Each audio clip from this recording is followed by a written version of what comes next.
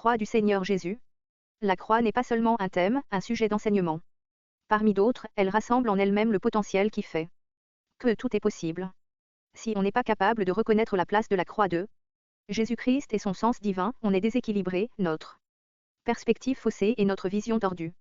Pour que toute la vérité soit ajustée et équilibrée, il nous faut placer la croix au centre de tout, considérer la relation de toute chose avec elle et vice-versa. Il n'y a aucun thème de la parole de Dieu qui ne soit pas dominé par la croix de Jésus. Jusque dans les domaines les plus insignifiants de la vie pratique, la croix doit avoir sa place au même titre que dans des domaines plus vastes. Bien sûr, la croix ne parle pas seulement de la crucifixion de Jésus, mais aussi de la mort, de la mise au tombeau, de la résurrection, de son ascension sur le trône, et de la relation souveraine avec lui qui est à notre disposition, tout par la croix. Il n'y a pas de trône sans l'agneau immolé, tout est résumé dans Christ crucifié accent aigu. Alors, reconnaissons une fois pour toutes, que la croix n'est pas une partie d'un enseignement, une part de vérité, un message isolé du reste ou mal interprété, mais le centre de gravité de l'univers. De l'axe de cette roue et vers elle, convergent tous les rayons et tous les cercles concentriques de l'activité et de la présence divine jusqu'aux connes de l'univers. Des cieux et des extrémités des cieux, là encore la croix y est présente. On ne peut sortir de sa sphère d'inuès.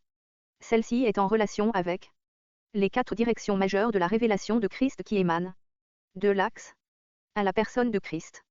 2. Le Saint-Esprit. 3. Le si grand salut. 4. Le retour du Seigneur.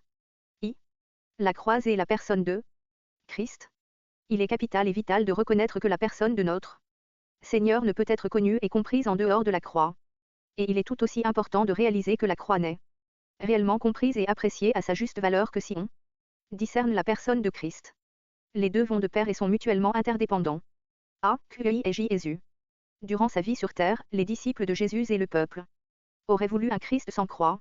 Ils n'en voyaient vraiment pas l'utilité. C'était contraire à leurs attentes et à leurs espoirs. Chaque fois que Jésus y faisait allusion, c'était comme si une ombre se glissait entre eux et lui, ils étaient tensés. Certains se révoltaient même contre cette idée. Parallèlement à cette incapacité à discerner le sens et la valeur de la croix, il y avait à la fois Jésus qui faisait souvent référence au Fils de Dieu, et aussi cette impossibilité de la reconnaître.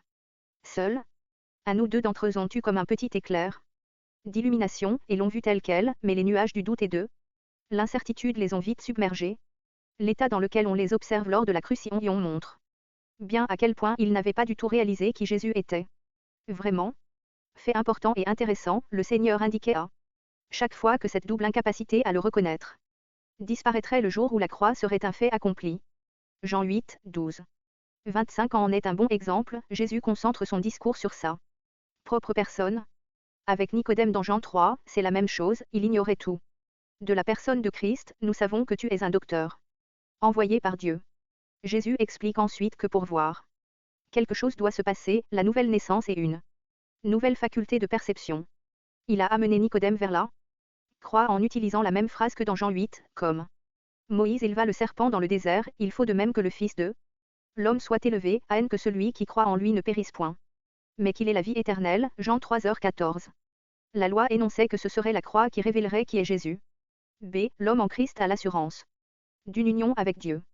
C'est un point essentiel où repose l'essence même de ce qu'est Christ. Quelle est la chose pour laquelle Christ a toute prééminence à travers toute la révélation des Écritures? L'union avec Dieu. C'est ce que l'homme recherche, consciemment ou inconsciemment, en tant que créature de péché. Par tous les moyens et de toutes les manières, il cherche la paix et le repos, qu'il ne peut trouver nulle part ailleurs que dans une unité avec Dieu, son Créateur. Quelque part, c'est la communion perdue à laquelle il aspire. Les caractéristiques et les marques de cette relation brisée, les résultats de sa chute, sont 1. Le mensonge. 2. La rébellion. 3. La mort. 1. Il a cru au mensonge. L'homme a non seulement cru et accepté un mensonge, mais ce mensonge est entré dans sa constitution même pour remplir son âme de désillusions et de ténèbres. De lui-même, il n'est pas capable de connaître la vérité. Le cœur est corrompu par-dessus tout et en tout, qui peut le connaître, sonder. Jérémie 17h9. On a fait croire à l'homme que s'il prenait une voie contraire à celle qui conduit vers Dieu, et que s'il utilisait son intelligence et sa raison indépendamment de Dieu, il serait comme Dieu. Il a Accepter le mensonge, il a pris le contrôle de son existence en prenant le parti de l'indépendance, il a été absorbé par le mensonge. Le résultat a été et est encore un développement extraordinaire de l'épanouissement humain où l'homme est devenu un seigneur, sûr de son bon droit, comme il le pense, et aveugle sur sa condition, du fait que le fruit de sa science est l'autodestruction et la détresse, à tel point que l'homme se pose sérieusement cette question, le développement de la science a-t-il été une malédiction plutôt qu'un avantage? Rappelons que depuis des années, le chômage cause bien des problèmes et des misères, du fait que la science a remplacé l'homme par la machine et le talent humain par une production de masse. Il en est de même pour la capacité qu'a eue la science de détruire la Terre et ses habitants à une échelle telle que c'était encore impensable il y a 20 ou 30 ans. Quel type de monde aurons-nous en 2020 ou 2040? L'homme s'imagine toujours en train de s'améliorer, alors que chaque processus de développement intellectuel s'accompagne d'une dégradation morale. Le genre humain continue de courir après un mensonge qui a la forme d'un tigre en train de le tailler en pièces. Mais toute la force de ce mensonge réside dans le fait que l'homme ne le reconnaît pas, il est aveuglé dans les ténèbres. Quant à sa nature et son origine, c'est tout le dessein du diable. Opposé à Dieu. 2. Il s'est installé dans une rébellion. Il en est de même pour la rébellion. On n'entend pas beaucoup parler de la période située entre la recherche de gloire d'Adam et le meurtre d'Abel par son frère Caïn. Les deux sont conduits par le même principe que ce soit individuellement ou collectivement, la racine de cette destruction est toujours le désir humain de posséder. Ça veut dire acquérir ou posséder. Soyons tout à fait honnêtes, l'Église ne fait pas exception à cette règle.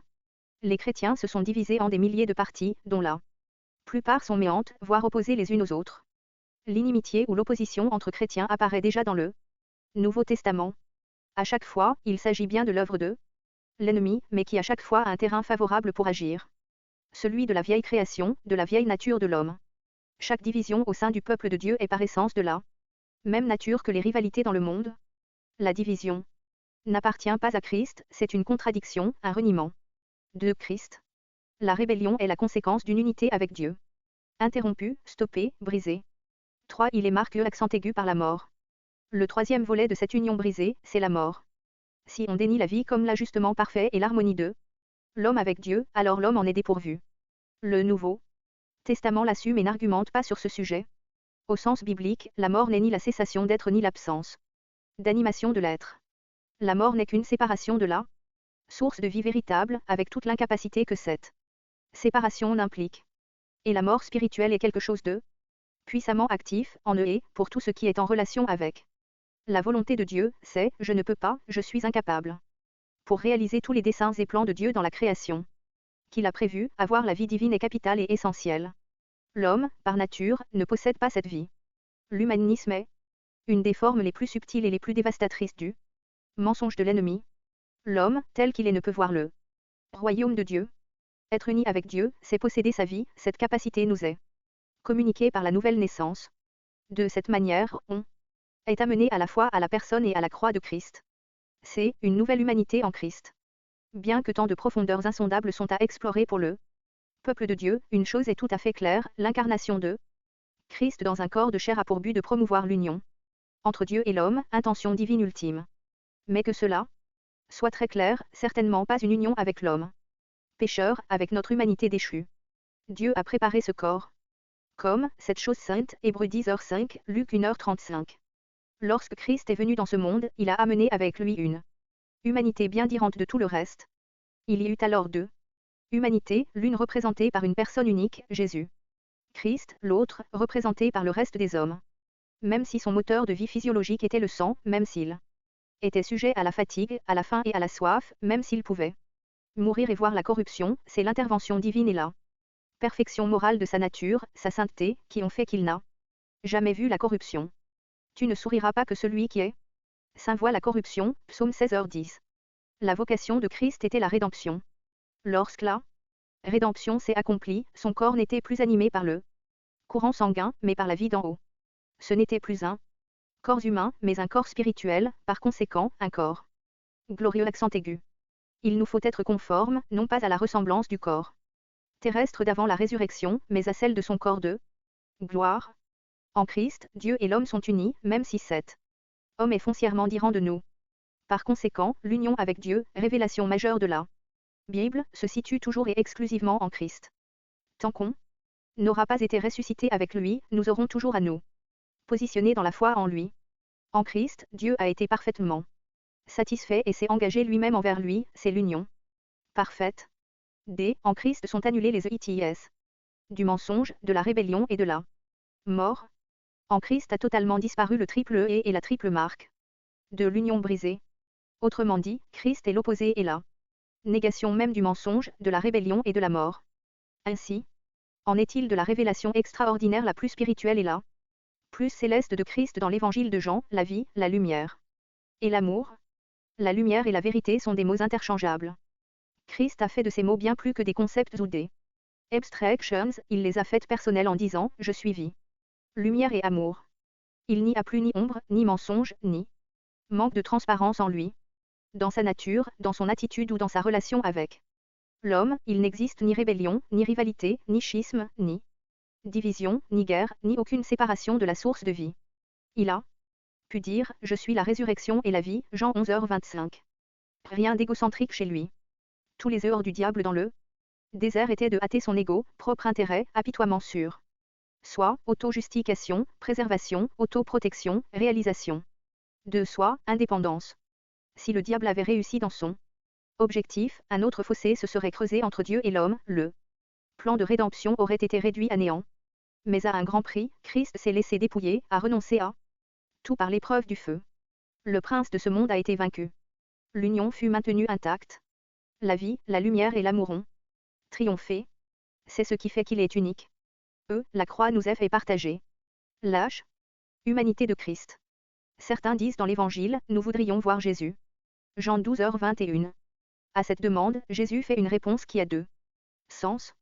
Me voir comme certains me voient de manière furtive, ce n'est pas me voir du tout et ce n'est rien percevoir. Pour réellement me voir et me connaître, il est nécessaire d'avoir une fusion organique, c'est accent grave dire, ce qui est vrai de moi dans ma relation avec le Père et dans la relation du Père avec moi, doit être une réalité et une vérité intérieure. À moins que le grain de blé ne tombe en terre et meure, il reste seul. Mais s'il meurt, il portera beaucoup de fruits, Jean 12h24. Autrement dit, je ne suis pas venu pour rester seul, ce qui est vrai de moi en union avec mon Père, l'est aussi pour toi en moi. Quand on en est à ce niveau, on est porté par Christ vers la croix. À présent, mon âme est troublée, et que dirais-je? Père, délivre-moi de cette heure. Mais c'est pour cette cause que je passe par là. Si je suis retranché de cette terre, j'attirerai tous les hommes à moi. Il dit ceci pour indiquer de quelle mort il allait mourir, Jean 12h27, 32 à 33. On constate que l'apôtre Paul avait couvert tout ce chemin, car il a fait cette déclaration lumineuse, l'amour de Christ nous presse. Parce que nous estimons que, si un seul est mort pour tous, tous donc sont morts, et qu'il est mort pour tous, à haine que ceux qui vivent ne vivent plus pour eux-mêmes, mais pour celui qui est mort et ressuscité pour eux, 2 Corinthiens 5, 14-15. Quelqu'un a librement traduit ce passage ainsi, j'accueille l'amour de Christ, je vois dans sa mort unique la mort de chacun de nous déjà accomplie par le moyen de sa mort, la mort de ceux qui nous séparent de Dieu. Paul exprime avec force que, pour connaître réellement Christ, comme celui en qui Dieu et l'homme sont unis, il nous faut venir à la croix et l'expérimenter. Nous devons intégrer sa mort à la nôtre et ensuite, par la foi, expérimenter une vie de résurrection au lieu et place de l'ancienne vie égoïste qui a disparu. La croix illumine la personne de Christ. Revenons un peu en arrière. Quel fut le vrai sens de la croix et de ses ailes? Ce qu'on a pu dire à propos de la personne de Christ était tout à fait vrai, en dehors de la croix. Pour lui, la croix n'était certainement pas nécessaire. Cependant, il est arrivé un temps où il devait devenir ce qu'il n'était pas lui-même. Lui qui n'avait jamais connu le péché, il a été fait pécher à notre place pour nous sauver. À cet instant, il était comme un homme victime du mensonge de Satan et de ses ténèbres. Il a porté aussi l'hostilité de notre nature déchue et en nous représentant ainsi, il a perdu la conscience de l'amour du Père. Il lui restait une dernière phase à traverser, la mort. Pendant une heure terrible et interminable, Christ a été séparé de l'union avec son Dieu, mon Dieu, pourquoi m'as-tu abandonné? Matthieu 27, 46. Le mystère est insondable pour nous, mais le fait et la raison sont clairs et infaillibles. Ainsi, il mourut d'une mort atroce dans un abandon et une solitude insupportable. Mais comme il était le Fils de Dieu et Sans péché, il n'a pu être absorbé par la mort, Acte 2h24. Parce qu'il était saint, il a pu surmonter l'épreuve de la colère divine. Il fut victorieux et détruisit les causes, le terrain, les conséquences. La force et le Créateur de la mort. Pour accomplir cela, il a fallu beaucoup plus qu'un homme. Dieu était en Christ, en réconciliant le monde avec lui-même. 2 Corinthiens 5h19. La croix a rétabli pour nous en Christ une union parfaite, il n'y a plus de condamnation pour ceux qui sont en Christ Jésus, Romains 8h1. Cette parfaite communion, actualisée par le Saint-Esprit venu demeurer en nous, par notre foi en Christ, est le privilège de tous ceux qui sont venus à la croix, par une nouvelle naissance, réalisant leur séparation d'avec Dieu, en aspirant à une communion restaurée et en reconnaissant la cause et la conséquence du péché. Donc, considérant Christ, crucieux accent aigu, comme l'auteur et l'accomplissement de notre salut, il découvre qu'il est bien supérieur à l'homme, même à son apogée. Qu'on trouve Dieu en le découvrant lui et lui seul. Cela marche aussi en sens inverse, peut-on imaginer ce qu'a dû ressentir un Saul de Tarse, lui qui pensait que Jésus de Nazareth était un imposteur parmi les hommes, exécuté pour frauder, pour blasphème, quand il a vu, sur le chemin de Damas, qu'il était en fait le Fils éternel de Dieu, glorieux accent aigu et exalté. Il lui a fallu du temps dans le désert d'Arabie pour que sa vision soit ajustée et révolutionnée. Quand on voit la portée inouïe de cette croix, on se rend compte de la légèreté de certaines idées humaines, comme mourir pour un idéal, pour une grande cause, et toutes les interprétations inadéquates sur la mort du Christ. Il nous faut la croix pour voir réellement qui est Jésus. Peu importe que Satan ait toujours essayé de dévaloriser Jésus à nos yeux. Peu importe qu'il ait tenté de toutes ses forces de nous faire dévier du vrai sens de la croix. Il sut de reconnaître la source de notre inspiration et de notre aveuglement, parce que la croix n'a pas été bien comprise, les chrétiens connaissent le manque d'amour, l'hostilité, les divisions, la querelle, le préjudice et l'aveuglement spirituel. Oui, quelque part, la chair a encore beaucoup de place. Il est impossible qu'un enfant de Dieu vraiment, crucieux accent aigu, continue à rechercher ses propres intérêts, ses ambitions personnelles et avoir plein de problèmes avec d'autres enfants de Dieu. La base essentielle de vie, de lumière et d'amour, c'est la croix, réalité à l'œuvre dans l'ancienne création et puissance de résurrection de Christ dans la nouvelle création. Tout cela pour dire que la croix nous amène à une union vivante avec Dieu et que si nous voulons vivre pleinement la valeur de cette union, nous allons vivre les paroles de Christ en termes de vie, de lumière et d'amour. La qualité de notre marche avec lui sera déterminée par l'intensité de ces trois caractéristiques de Christ. En nous, l'apôtre dit, ainsi la parole de l'Écriture est vraie, je détruirai la sagesse des sages, dit Dieu, je réduirai à néant l'intelligence de ceux qui prétendent me connaître. Dieu fait de la sagesse de ce monde une folie, car c'est à cause de cette sagesse que le monde a perdu la connaissance de Dieu et ses yeux se sont fermés. La sagesse de Dieu qui se révèle à présent est considérée comme insensée, insensée aux yeux de cette vieille sagesse. Christ est sagesse de Dieu et puissance de Dieu. Il y a plus de sagesse dans la folie de Dieu que dans l'intelligence humaine, 1 Corinthiens 1, 18-25. 2. La croix et le Saint-Esprit. Dès que Jésus eut été baptisé, il sortit de l'eau. Et voici, les cieux s'ouvrirent et il vit l'Esprit de Dieu descendre comme une colombée venir sur lui, Matthieu 3h16. Christ nous a rachetés de la malédiction de la loi, étant devenu malédiction pour nous, car il est écrit, maudit soit celui qui est pendu au bois, haine que la bénédiction d'Abraham est pour les païens son accomplissement en Jésus-Christ. Et que nous ayons reçu par la foi l'Esprit qui avait été promis. Galates 3, 13-14. A. Dieu agit par son Esprit.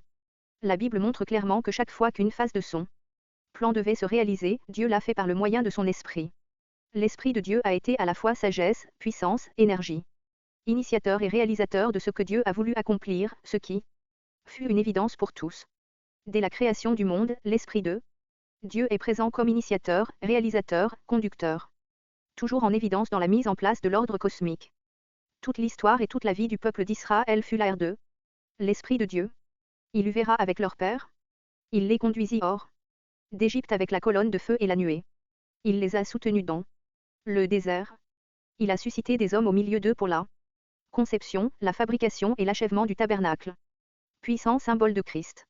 Betsalé et Oholiabé en particulier, furent des hommes remplis de l'Esprit de Dieu pour tous les travaux en relation avec le tabernacle. Dans beaucoup d'autres domaines, on constata quel point l'Esprit de Dieu a pris en charge toute la vie et l'histoire d'Israël. Dieu accomplissait toujours ses objectifs par le moyen de son Esprit. C'est tout aussi vrai dans la vie et l'œuvre de Jésus, saisi du Saint-Esprit, loin du Saint-Esprit, il accomplissait son ministère, il développait son enseignement, il faisait des œuvres toujours par l'Esprit, se rend allemand lui-même à Dieu sans défaut et sans tâche, par l'Esprit éternel. En toute chose, Dieu œuvre par le moyen de son Esprit. Quant à l'Église, tout le plan divin la concernant au cours des âges est entre les mains du Saint-Esprit.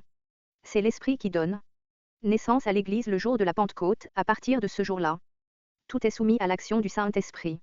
Ce qui est vrai de l'Église, de son appel, de sa vocation, de son but, est vrai selon les Écritures pour chaque membre qui la compose et pour chaque individu dans le futur.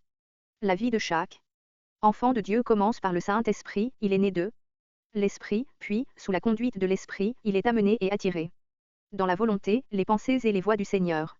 Il est sauvé, sanctieux accent aigu, perfectionné et glorieux accent aigu par l'Esprit. C'est un constat élémentaire à la base de ce postulat, l'homme ne peut répondre à aucune exigence morale, intellectuelle ou spirituelle lui permettant de réaliser ne serait-ce qu'une petite partie du plan de Dieu. Si l'homme en avait été capable, alors le Saint-Esprit aurait été totalement inutile. Or, la venue du Saint-Esprit déclare à l'homme que Dieu doit faire son œuvre malgré tout et que, sans l'Esprit, cette œuvre aurait été irréalisable. Ceci prouve que l'Esprit de Dieu a toujours parfaitement en main les airs de Dieu, car l'homme se trouve en totale incapacité dans ce domaine. Ainsi, l'avènement du Saint-Esprit n'est rien moins que l'avènement de Dieu lui-même dont le but est de projeter, constituer et réaliser un système spirituel nouveau, un cosmos spirituel, une nature spirituelle, dont le domaine naturel et physique n'est qu'une vague représentation. B. Christ, un monde spirituel à saisir. Le modèle de cet ordre spirituel, de cette économie spirituelle. C'est Jésus-Christ, Fils unique de Dieu. C'est un monde extrêmement vaste. Cela ne veut pas dire qu'il n'est pas une personne, un individu, mais il est beaucoup plus que cela. En lui est incarné, en lui est concentré un vaste système de pensées, de lois, de principes dont la nature est divine. L'univers physique que nous connaissons de mieux en mieux représente un très vaste ensemble de lois et de principes en interrelation les uns avec les autres par des inues, des forces, des pouvoirs qui forment une merveilleuse harmonie que rien ne dérègle. La connaissance progressive de cet univers en est arrivée là. Aujourd'hui, grâce aux travaux, aux recherches et aux découvertes qui se sont étendues sur des générations, ceux qui en savent le plus admettent qu'ils sont encore très loin de ce qu'il faudrait en connaître et en comprendre. Notre cerveau n'est même pas capable de concevoir les distances et les vitesses de l'univers, la rapidité de la lumière, toute une vie ne serait pas sussentée pour en percer tous les mystères. Et cependant, l'univers physique n'est qu'un vague symbole, une représentation du spirituel et Christ en est le centre, unité illimitée, merveilleuse harmonie, perfection inexprimable. Quand on commence à saisir cela, on est tout à coup pris dans ce que les apôtres ont commencé à voir, pris par une aspiration passionnée de le connaître. Je considère toute chose comme une perte pour l'excellence de la connaissance de Christ Jésus, mon Seigneur. Haine qu'on le connaisse lui. Philippiens 3, 8,10. Même à la haine d'une vie entière d'apprentissage de Christ, même après de fantastiques révélations du ciel, des choses qu'il n'est même pas permis à un homme d'exprimer, Paul est toujours pris par ce tourbillon d'aspiration, que je puisse le connaître lui. Alors on comprend mieux pourquoi cette volonté, cet élan profond dans chaque croyant pour suivre le Seigneur et aller toujours de l'avant. Les apôtres parlent non seulement de connaissance de Dieu, de Christ, non seulement ils utilisent le mot de gnosis, mais plus tard ils y ajoutent le prix epignosis. Une connaissance qui va au-delà d'une certaine maturité spirituelle, jusqu'à ce que nous arrivions tous à la connaissance du Fils de Dieu, à l'état d'homme fait, à la mesure de la stature parfaite de Christ, Éphésiens 4h13. Ils ont été saisis par l'épignosis, la révélation du Saint-Esprit. Quelque chose de si grand, un monde spirituel complètement nouveau. Qui en connaît quelque chose? Que connaissons-nous vraiment de Christ? Plus on avance avec Christ, et plus on se rend compte que tout un monde reste à découvrir, on est comme submergé par son ignorance lorsqu'on réalise qu'il est tellement au-delà de nous qu'on ne peut le saisir et le comprendre. Frère, je ne pense pas l'avoir saisi, mais je fais une chose, oubliant ce qui est en arrière et me portant vers ce qui est en avant, je cours vers le but, pour remporter le prix de la vocation céleste de Dieu en Jésus-Christ. Philippiens 3h13. Presque à la haine de sa course, Paul dit, je presse à haine de pouvoir le connaître. Oui, Christ est un univers de pensée, de lois, de principes divins, dont les implications pratiques sont énormes. Et cela n'a rien d'abstrait ou de théorique. Dans l'univers où nous sommes, toutes ces choses sont telles abstraites? Sont-elles sans signification pratique? On sait que les forces et les lois physiques qui sont à l'œuvre sont précisément ce qui rend la vie possible sur cette terre. Les marées, par exemple, sont inusées et gouvernées par des corps célestes. Chaque fois que la marée monte ou descend, c'est en réponse à des corps dominants dans les lieux célestes. Ces marées ont une valeur et un sens. Dans bien d'autres domaines, il en est ainsi. Notre vie sur Terre n'est possible que parce que l'univers est organisé et ordonné de telle et telle manière en apportant équilibre et harmonie. Notre vie, notre venue sur Terre pour le plan que Dieu nous destinait, dépend de notre réponse au principe de Christ, de notre réaction aux inues de Christ, de notre connaissance de ces choses qui nous rend vraiment intelligents. Pour tirer tous les bénéfices de cet univers, on n'a pas besoin d'être tous des savants, mais chaque jour on en tire protestant. Comprendre quoi que ce soit, mais dans le domaine spirituel, la volonté de Dieu est que nous devrions savoir et connaître. Toujours plus. C'est voir la grandeur de Christ par le Saint-Esprit. Après tout, que connaît-on de Christ? Notre Sauveur, notre Rédempteur, notre Seigneur, notre souverain sacrificateur. Notre avocat, que connaît-on de lui en haine de compte? Rien. Paul l'avait bien compris, il parle ici comme quelqu'un qui ne sait rien. En eux et la potentialité de connaissance allait bien au-delà de ce qu'on croyait avoir atteint. Mais justement, la venue du Saint-Esprit a pour objectif de nous conduire dans ce vaste univers qu'est Christ, cet ordre spirituel merveilleux de l'incarnation de Christ, pour nous faire vivre une progression et un développement en continu de la connaissance de Christ. Quand on y réfléchit et qu'on réalise, ça nous touche plein cœur. Les apôtres ont vu et perçu de Christ quelque chose d'immense et d'inouï, toute leur vie en a été saisie, retournée même, pour qu'ils veuillent à tout prix l'atteindre. Ce qui leur a été révélé a tendu toutes les berreuses de leur être dans le but de connaître tout ce qu'il était possible de connaître, pas seulement parce qu'il était curieux de savoir juste pour le plaisir de découvrir, mais surtout parce qu'ils ont vu que cette connaissance correspondait au plan parfait de Dieu pour leur vie et pour la vie de leurs frères et sœurs, le corps de Christ. Son Église. L'Église et les membres qui la constituent ne grandiront jamais s'ils ne saisissent pas quelque chose de la grandeur de Christ. Le chemin de la croissance spirituelle, c'est saisir la grandeur et la profondeur de Christ par révélation du Saint-Esprit. C'est pourquoi, Paul a prié, que les yeux de votre cœur soient illuminés, à haine de connaître quelle est l'espérance qui s'attache à notre appel, quelles sont les richesses de la gloire de son héritage réservé aux saints, et quelle est l'inouïe grandeur de sa puissance. En nous qui croyons, Éphésiens 1, 18-19. Il est possible de vivre cela par le don qu'il nous fait un esprit de sagesse et de révélation dans la pleine connaissance épignosis de Christ. La clé de la croissance de l'Église est là.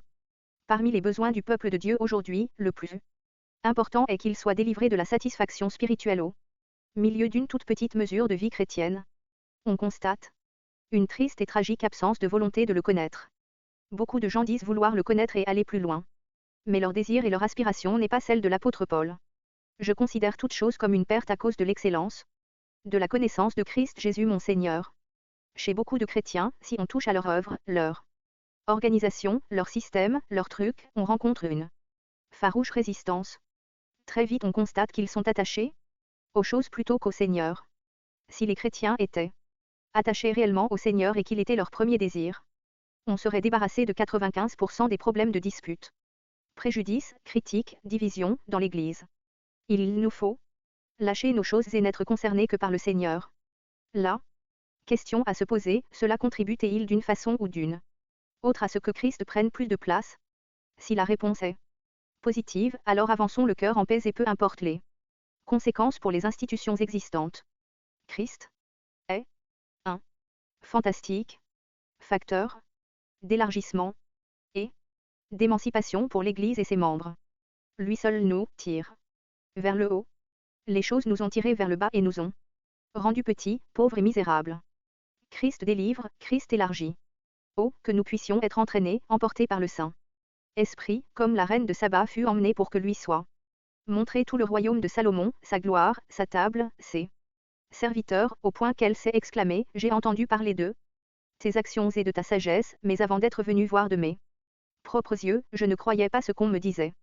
Or, tout cela est bien vrai, et on ne m'avait pas raconté la moitié, 1 Roi 10h7. Et voici que Christ est bien plus grand que Salomon. On a tout besoin d'une révélation intérieure de Christ pour nous élargir et nous émanciper. Quand nous le verrons, quand nous le saisirons pleinement, certaines choses tomberont d'elles-mêmes et d'autres reprendront leur juste place. Voilà justement pourquoi le Saint-Esprit nous a été envoyé, et ce pour qu'il soit à notre service, pour qu'on l'utilise à des NS personnels pour nous donner une importance, un nom, une réputation. Certes non, il est venu avant tout pour apporter une plénitude toujours plus grande de Christ aux chrétiens, pour faire de Christ dans l'Église ce qu'il est aux yeux de Dieu, la plénitude de celui qui remplit tout en tout. L'Esprit est là, garantie de notre héritage, Éphésiens 1h14. Avec le Saint-Esprit, toute cette plénitude nous appartient. Potentiellement. Maintenant, c'est à nous d'être enseignés par l'Esprit. Certainement pas à l'aide d'un manuel, par des lectures, des discussions ou des mots en tant que tels, mais par expérience pratique. L'instrument qu'il utilise est la croix, étant que la croix n'est pas une réalité en nous, on n'apprendra rien de nouveau. D. L'unité de Christ. Nous avons parlé plus haut des relations et des interrelations fortes qui existent entre les différents éléments de cet univers physique. Sur le plan spirituel, Christ est tout cela, même s'il n'est pas toujours facile de le saisir. Ainsi dans l'Église, corps de Christ, qui est la reproduction de Christ, il existe ces mêmes relations et interrelations spirituelles. Aucun membre du corps ne peut dire à un autre membre, quelle que soit sa position ou son éloignement, je n'ai pas besoin de toi, 1 Corinthiens 12h21.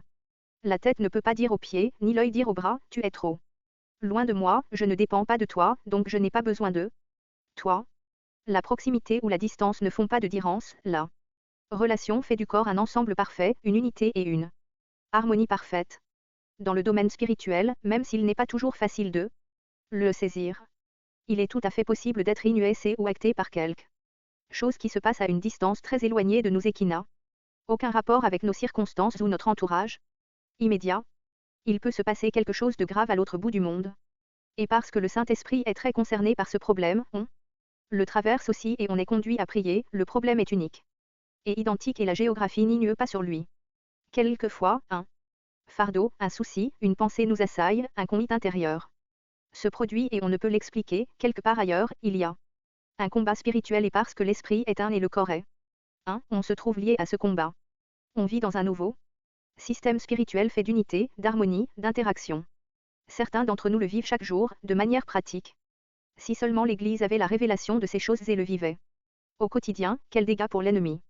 Souvent les enfants de Dieu interprètent mal leur expérience spirituelle et les événements de leur vie, au lieu de faire concourir toutes choses vers une victoire, l'ennemi pose des fondements erronés dans leur vie et les paralyse.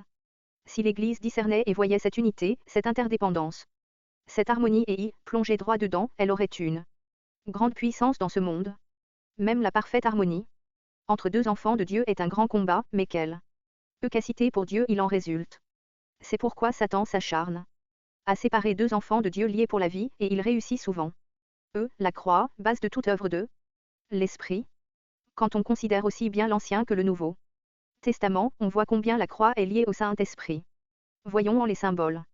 Le feu sur l'autel symbolise la croix, le feu symbolise l'Esprit qui consume le sacrifice.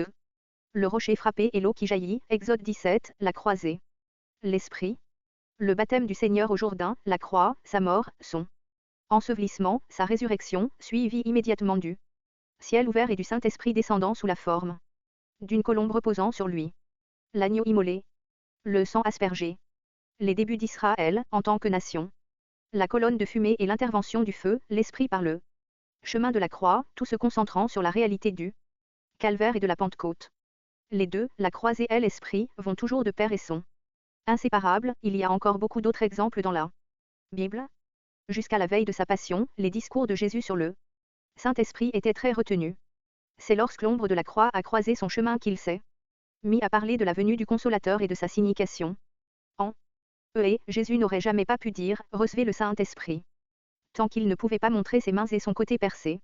Le même Saint-Esprit venu au moment de sa mort symbolisé par le baptême, l'a conduit à la croix où l'Épître aux Hébreux nous déclare au chapitre 9, verset 14, par l'Esprit éternel, il s'offrit lui-même sans défaut à Dieu.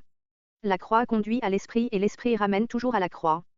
Pourquoi la croix est-elle fondamentale pour l'action de l'Esprit? Galates 3 nous donne la réponse, Christ nous a rachetés d'une malédiction étant devenu malédiction à notre place.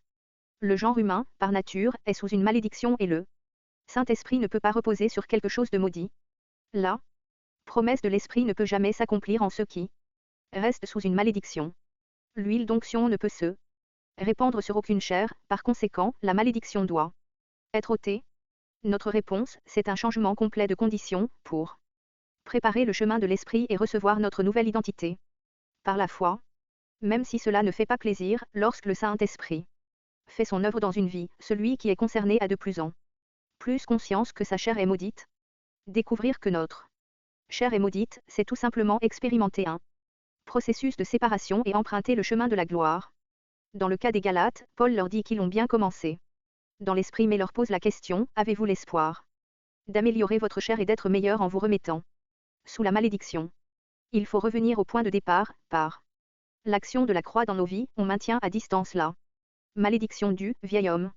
Pour persévérer dans l'esprit et intégrer tous les désirs de l'esprit, il faut une coupure permanente par rapport à la chair. Par le moyen de la croix, ce n'est pas à nous de nous focaliser continuellement sur la crucifixion de notre vieille nature, c'est le Saint-Esprit qui va s'en charger. Il faut nous focaliser plutôt sur l'obéissance à l'esprit, ce qui est positif et pas négatif. La croix, comme instrument de l'esprit, a plusieurs applications. À la croix et la nature mortelle de la chair. Romains. Jusqu'au chapitre 7 de Romains, tout tourne autour de la croix. Tout converge vers elle. Romains 6, 3-11 en est un résumé, tout. Ceux qui ont été baptisés en Christ Jésus ont été baptisés dans sa mort, nous avons été unis en lui en conformité à sa mort, notre vieille nature a été crucifiée accent aigu, à haine que le corps du péché soit anéanti. Verset 3,5,6. Tant que cette position n'a pas été établie et intégrée, aucune révélation d'une vie dans l'esprit n'est possible. Mais lorsque cette base est présente, on possède tout ce qui concerne la présence et l'action de l'esprit. La loi de l'esprit de vie en Christ Jésus m'a libéré de la loi du péché et de la mort. La pensée de l'esprit, c'est la vie et la paix. Vous êtes dans l'esprit si l'esprit demeure en vous. Mais si quelqu'un n'a pas l'esprit de Christ, celui-ci ne demeure pas en lui. Romains 8, 2,6,9. L'apôtre met bien l'accent sur le fait que pour que le croyant et le corps de Christ connaissent réellement la présence et l'œuvre du Saint-Esprit, tout le corps du péché, la créature placée sous le jugement et la condamnation, doit être non pas réformé, amélioré, éduqué, adapté pour le meilleur, mais crucieux accent aigu et enterré, pas seulement ses péchés effacés et pardonnés, mais lui même écarté. Il appartient par nature à une race déchue loin du plan de Dieu. Dieu a fait une nouvelle création. Par la résurrection, Christ est le premier-né parmi un grand nombre de frères. Il est le dernier Adam, mais aussi le premier d'une race nouvelle, d'une humanité nouvelle. Nul besoin d'un autre. Ce dernier Adam s'est pour ainsi dire éclipsé pour devenir, par la résurrection le premier-né d'entre les morts. Il a subi tout le jugement et l'abandon de Dieu lorsqu'il s'est écrié, mon Dieu, pourquoi m'as-tu abandonné? Ce fut le plan ultime de Dieu pour toute la race humaine, symbolisé par le premier Adam. Nous sommes appelés à le reconnaître personnellement, à prendre une position et à déclarer que nous acceptons la mort de Christ comme notre mort et son ensevelissement comme notre ensevelissement. C'est la déclaration faite à notre baptême et sa signification. Une vie dirigée et conduite par l'Esprit sera toujours ramenée aux conséquences de la croix, qui marque la haine de l'ancienne créature. Une crise fondamentale, mais nécessaire, va se produire dans notre vie, mais au cours des années, nous aurons à affronter des prises de conscience successives, jusqu'à ce qu'on ait pleinement intégré cette position. Des questions nouvelles surgiront quand on sera prêt à les rencontrer. C'est alors et alors seulement que l'œuvre de la croix et l'action du Saint-Esprit auront produit leurs résultats, Christ seul, plus moi. De la croix et l'homme naturel, 1 Corinthiens. La position de l'épître aux Romains est la bonne, justice en Christ. Ils ont accepté Christ comme leur substitut. Ils ne sont pas spécialement dans la chair, c'est plutôt la chair qui demeure en eux et ils ont été fortement innués par elle. Dans leur cas, l'homme naturel, ou charnel, guide l'homme spirituel. Dans 1 Corinthiens, naturel et psychique en grec. Par psychique, Paul montre que leurs propres pensées, leur cœur, leur volonté dominent leur vie, au lieu que ce soit la pensée de Christ par le Saint-Esprit. Leur jugement, leur raisonnement, leur conception, leur idée, leur référence, leur valeur, la sagesse du monde entraînent un comportement, une attitude opposée à la nature et à la ressemblance de Christ. La vie psychique se ferait un chemin même dans les domaines les plus spirituels, par exemple, l'utilisation des dons spirituels. Pour se mettre en valeur et se glorifier soi-même, l'utilisation de la table du Seigneur pour se dédouaner et apaiser sa conscience. Leur progression vers le fait d'être en Christ est retardée, ils sont charnels et immatures, des bébés spirituels. L'apôtre affirme très clairement, je suis déterminé à ne connaître parmi vous que Christ et Christ crucifié accent aigu, 1 Corinthiens 2h2. Ce qui est nécessaire, c'est pas qu'on soit sauvé de manière générale, mais qu'on soit délivré de nos âmes lorsqu'elles empêchent ou freinent la vie de l'esprit en nous. La croix doit ouvrir la voie à l'esprit, car c'est la domination de notre vie psychique qui pose problème. 3. La croix et le légalisme, Galates. Cet épître parle énormément de l'esprit et de la croix. Les Galates ont été tentés de retourner à l'ordre moral du « tu dois » et « tu ne dois pas », ce système religieux de codes et de règles. Ils voulaient reprendre le costume du légalisme. Le légalisme n'est pas seulement le fait des Juifs, c'est quelque chose de récurrent, la chose la plus facile dans laquelle on tombe. C'est si facile pour une personne qui a l'esprit d'imposer des lois et des règlements aux autres, il faut pas, tu dois adopter ceci ou cela. Le costume étroit du lien légaliste est fait d'obligations multiples. Or, l'essentiel n'est pas la loi, mais bien que le Saint-Esprit soit Seigneur en nous. S'il en est ainsi, beaucoup de choses vont tomber et les personnes savent très bien ce que Dieu attend d'elles. Elles découvrent la voie de la liation et de la liberté, on fait confiance au Seigneur et on a plus besoin d'être contrôlé par les hommes. C'est la question de la circoncision qui a provoqué la lettre aux Galates. Souvent ce sont les formes, les rituels et les règles chrétiennes qui sont la cause de la pression légaliste et d'autres problèmes de ce genre. Ne nous sentons pas trop forts dans ce domaine, car si on n'a pas bien intégré la croix dans notre vie pour nous délivrer du lien de la tradition, des mentalités et des valeurs populaires, en dehors de l'esprit, pour laisser une part très large à la souveraineté du Saint-Esprit dans nos vies, certaines choses pourraient bien revenir à la surface. Une des œuvres les plus merveilleuses de la croix, c'est de nous délivrer de l'héritage des générations antérieures. La rigidité et la bonne conscience d'un système légaliste empêchera toute croissance et tout élargissement spirituel. Il est possible d'avoir la structure et le modèle les plus proches du Nouveau Testament, d'être le plus près de la lettre de la parole et être totalement dépourvu de vie et d'onction. Cette situation vient d'une absence d'expérience profonde de la croix et d'un obstacle à l'esprit. 4. La délivrance des choses terrestres et la plénitude de Christ, Éphésiens/Colossiens. Dans Colossiens, le thème est la plénitude de Christ, comme tête de l'Église, son corps, il est la tête du corps, l'Église, en camp. Lui demeure toute la plénitude. Colossiens 1, 18-19, en qui sont tous les trésors de sagesse et de connaissance. Colossiens 2h3. En lui demeure toute la plénitude, et en lui vous êtes en plénitude, Colossiens 2, 9-10. Dans Éphésiens, la plénitude est en Christ dans l'Église, il a tout mis sous ses pieds, et il l'a donné pour chef suprême à l'Église, qui est son corps, la plénitude de celui qui remplit tout en tout. Éphésiens 1, 22-23, à que nous soyons remplis de toute la plénitude. Éphésiens 3h19, jusqu'à ce que tous nous atteignions la plénitude de Christ, Éphésiens 4h13. Voilà l'objet du plan éternel, du conseil de sa volonté qui nous ramène au commencement des âges, un but divin vaste et inexprimable que tous n'atteindront pas. C'est cet objectif-là qui a coûté à Paul tant de douleurs, d'intercession et d'agonie pour l'Église, Colossiens 1h28, Colossiens 2h1. Pour arriver à cet objectif, il faut une application particulière de la croix et une opération marquante du Saint-Esprit dans nos vies. L'expression « lieu céleste » revient 5 fois dans Éphésiens et plusieurs fois dans Colossiens. Elle est là pour marquer notre position spirituelle et pour souligner ses implications pratiques. Paul insiste sur la plénitude qui est d'ordre spirituel et céleste. C'est la raison pour laquelle, si le peuple de Dieu veut atteindre le but, il doit vivre dans la dimension céleste. Par conséquent, toutes caractéristiques terrestres dominantes doivent être abandonnées. La nationalité, il n'y a plus ni juif, ni grec, en restant sur le terrain national nous allons freiner notre croissance spirituelle. Il ne s'agit pas seulement de nos sentiments nationalistes, mais de tempérament et de mentalité nationale. Le domaine social, esclave et libre, la race, la civilisation.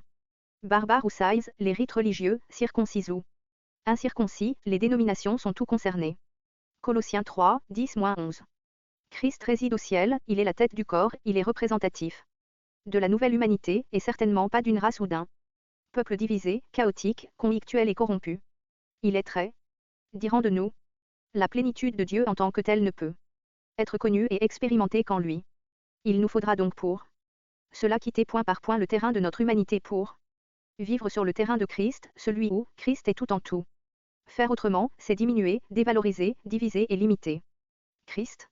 Pour cette position et pour cette plénitude céleste, le Saint-Esprit est venu conduire l'Église qui, comme un seul corps, ne peut admettre ou tolérer division, schismes, querelles, si ce n'est pour sa propre destruction. L'action de l'Esprit demande que la croix soit placée entre la terre et le ciel et que nous ayons pris notre position avec Christ. Dans les cieux, il nous a fait asseoir avec Christ dans les lieux célestes, Éphésiens 2h6, et nous avons la rédemption par son sang, le pardon de nos péchés, Éphésiens 1h7. L'extraordinaire grandeur de sa puissance à nous qui croyons qu'il a suscité Christ, quand il l'a ressuscité d'entre les morts, et nous a ressuscités avec lui. Éphésiens 1, 7,19, Éphésiens 2h6, et que vous vous dépouillez du vieil homme pour revêtir l'homme nouveau, Éphésiens 4, 21-24. Ces lettres nous donnent une énorme révélation, une terre éloignée, pleine de richesses innies. Nous en serons privés si nous vivons et si nous sommes motivés par des considérations terrestres. Il nous est interdit de faire des discriminations de race, de nationalité, des distinctions sociales, qui caractérisent la vieille humanité. À cause de Christ, nous sommes cruciés à tout cela pour rencontrer les autres croyants uniquement sur le terrain de Christ. C'est ainsi qu'on édiera le corps. La croisée et le Saint-Esprit sont le remède à tous les problèmes de l'Église. 5. La croisée et le trône, Philippiens. Existant en forme de Dieu. Il s'est dépouillé lui-même, prenant la forme d'un serviteur. Il s'est humilié obéissant jusqu'à la mort de la croix. C'est pourquoi aussi Dieu l'a exalté et lui a donné le nom qui est au-dessus de tout nom, Philippiens 2, 6-9. Paul est comme aspiré vers le haut lorsqu'il parle du prix de l'appel d'en haut. On peut y mettre en parallèle Apocalypse 3h21. Celui qui est vainqueur, je lui donnerai de s'asseoir avec moi sur mon trône. Il est bien clair dans l'Écriture que tous n'y arriveront pas. Une œuvre particulière de la croix est nécessaire pour y arriver. On se trouve en face de la balance de notre vie, d'un côté, le trône, de l'autre côté, ma position, mes droits, mes avantages, ma réputation, mes biens, etc. C'est bien toute notre façon de penser qui doit radicalement changer. La situation de l'Église de Philippe était une menace pour le prix, un obstacle et un dé. L'appel d'en haut. Lorsque la croix va commencer à s'occuper de notre manière de penser, de notre mentalité, alors la porte de la pensée de Christ s'ouvrira. Il faut bien savoir que Satan est déchaîné contre les enfants de Dieu qui cherchent à s'approcher du trône. Ce trône et le nom qu'il transcende, voilà sa touche nale. L'esprit œuvre toujours au moyen de la croix. La croix conduit toujours à l'esprit. 3. La croisée, ce si grand salut.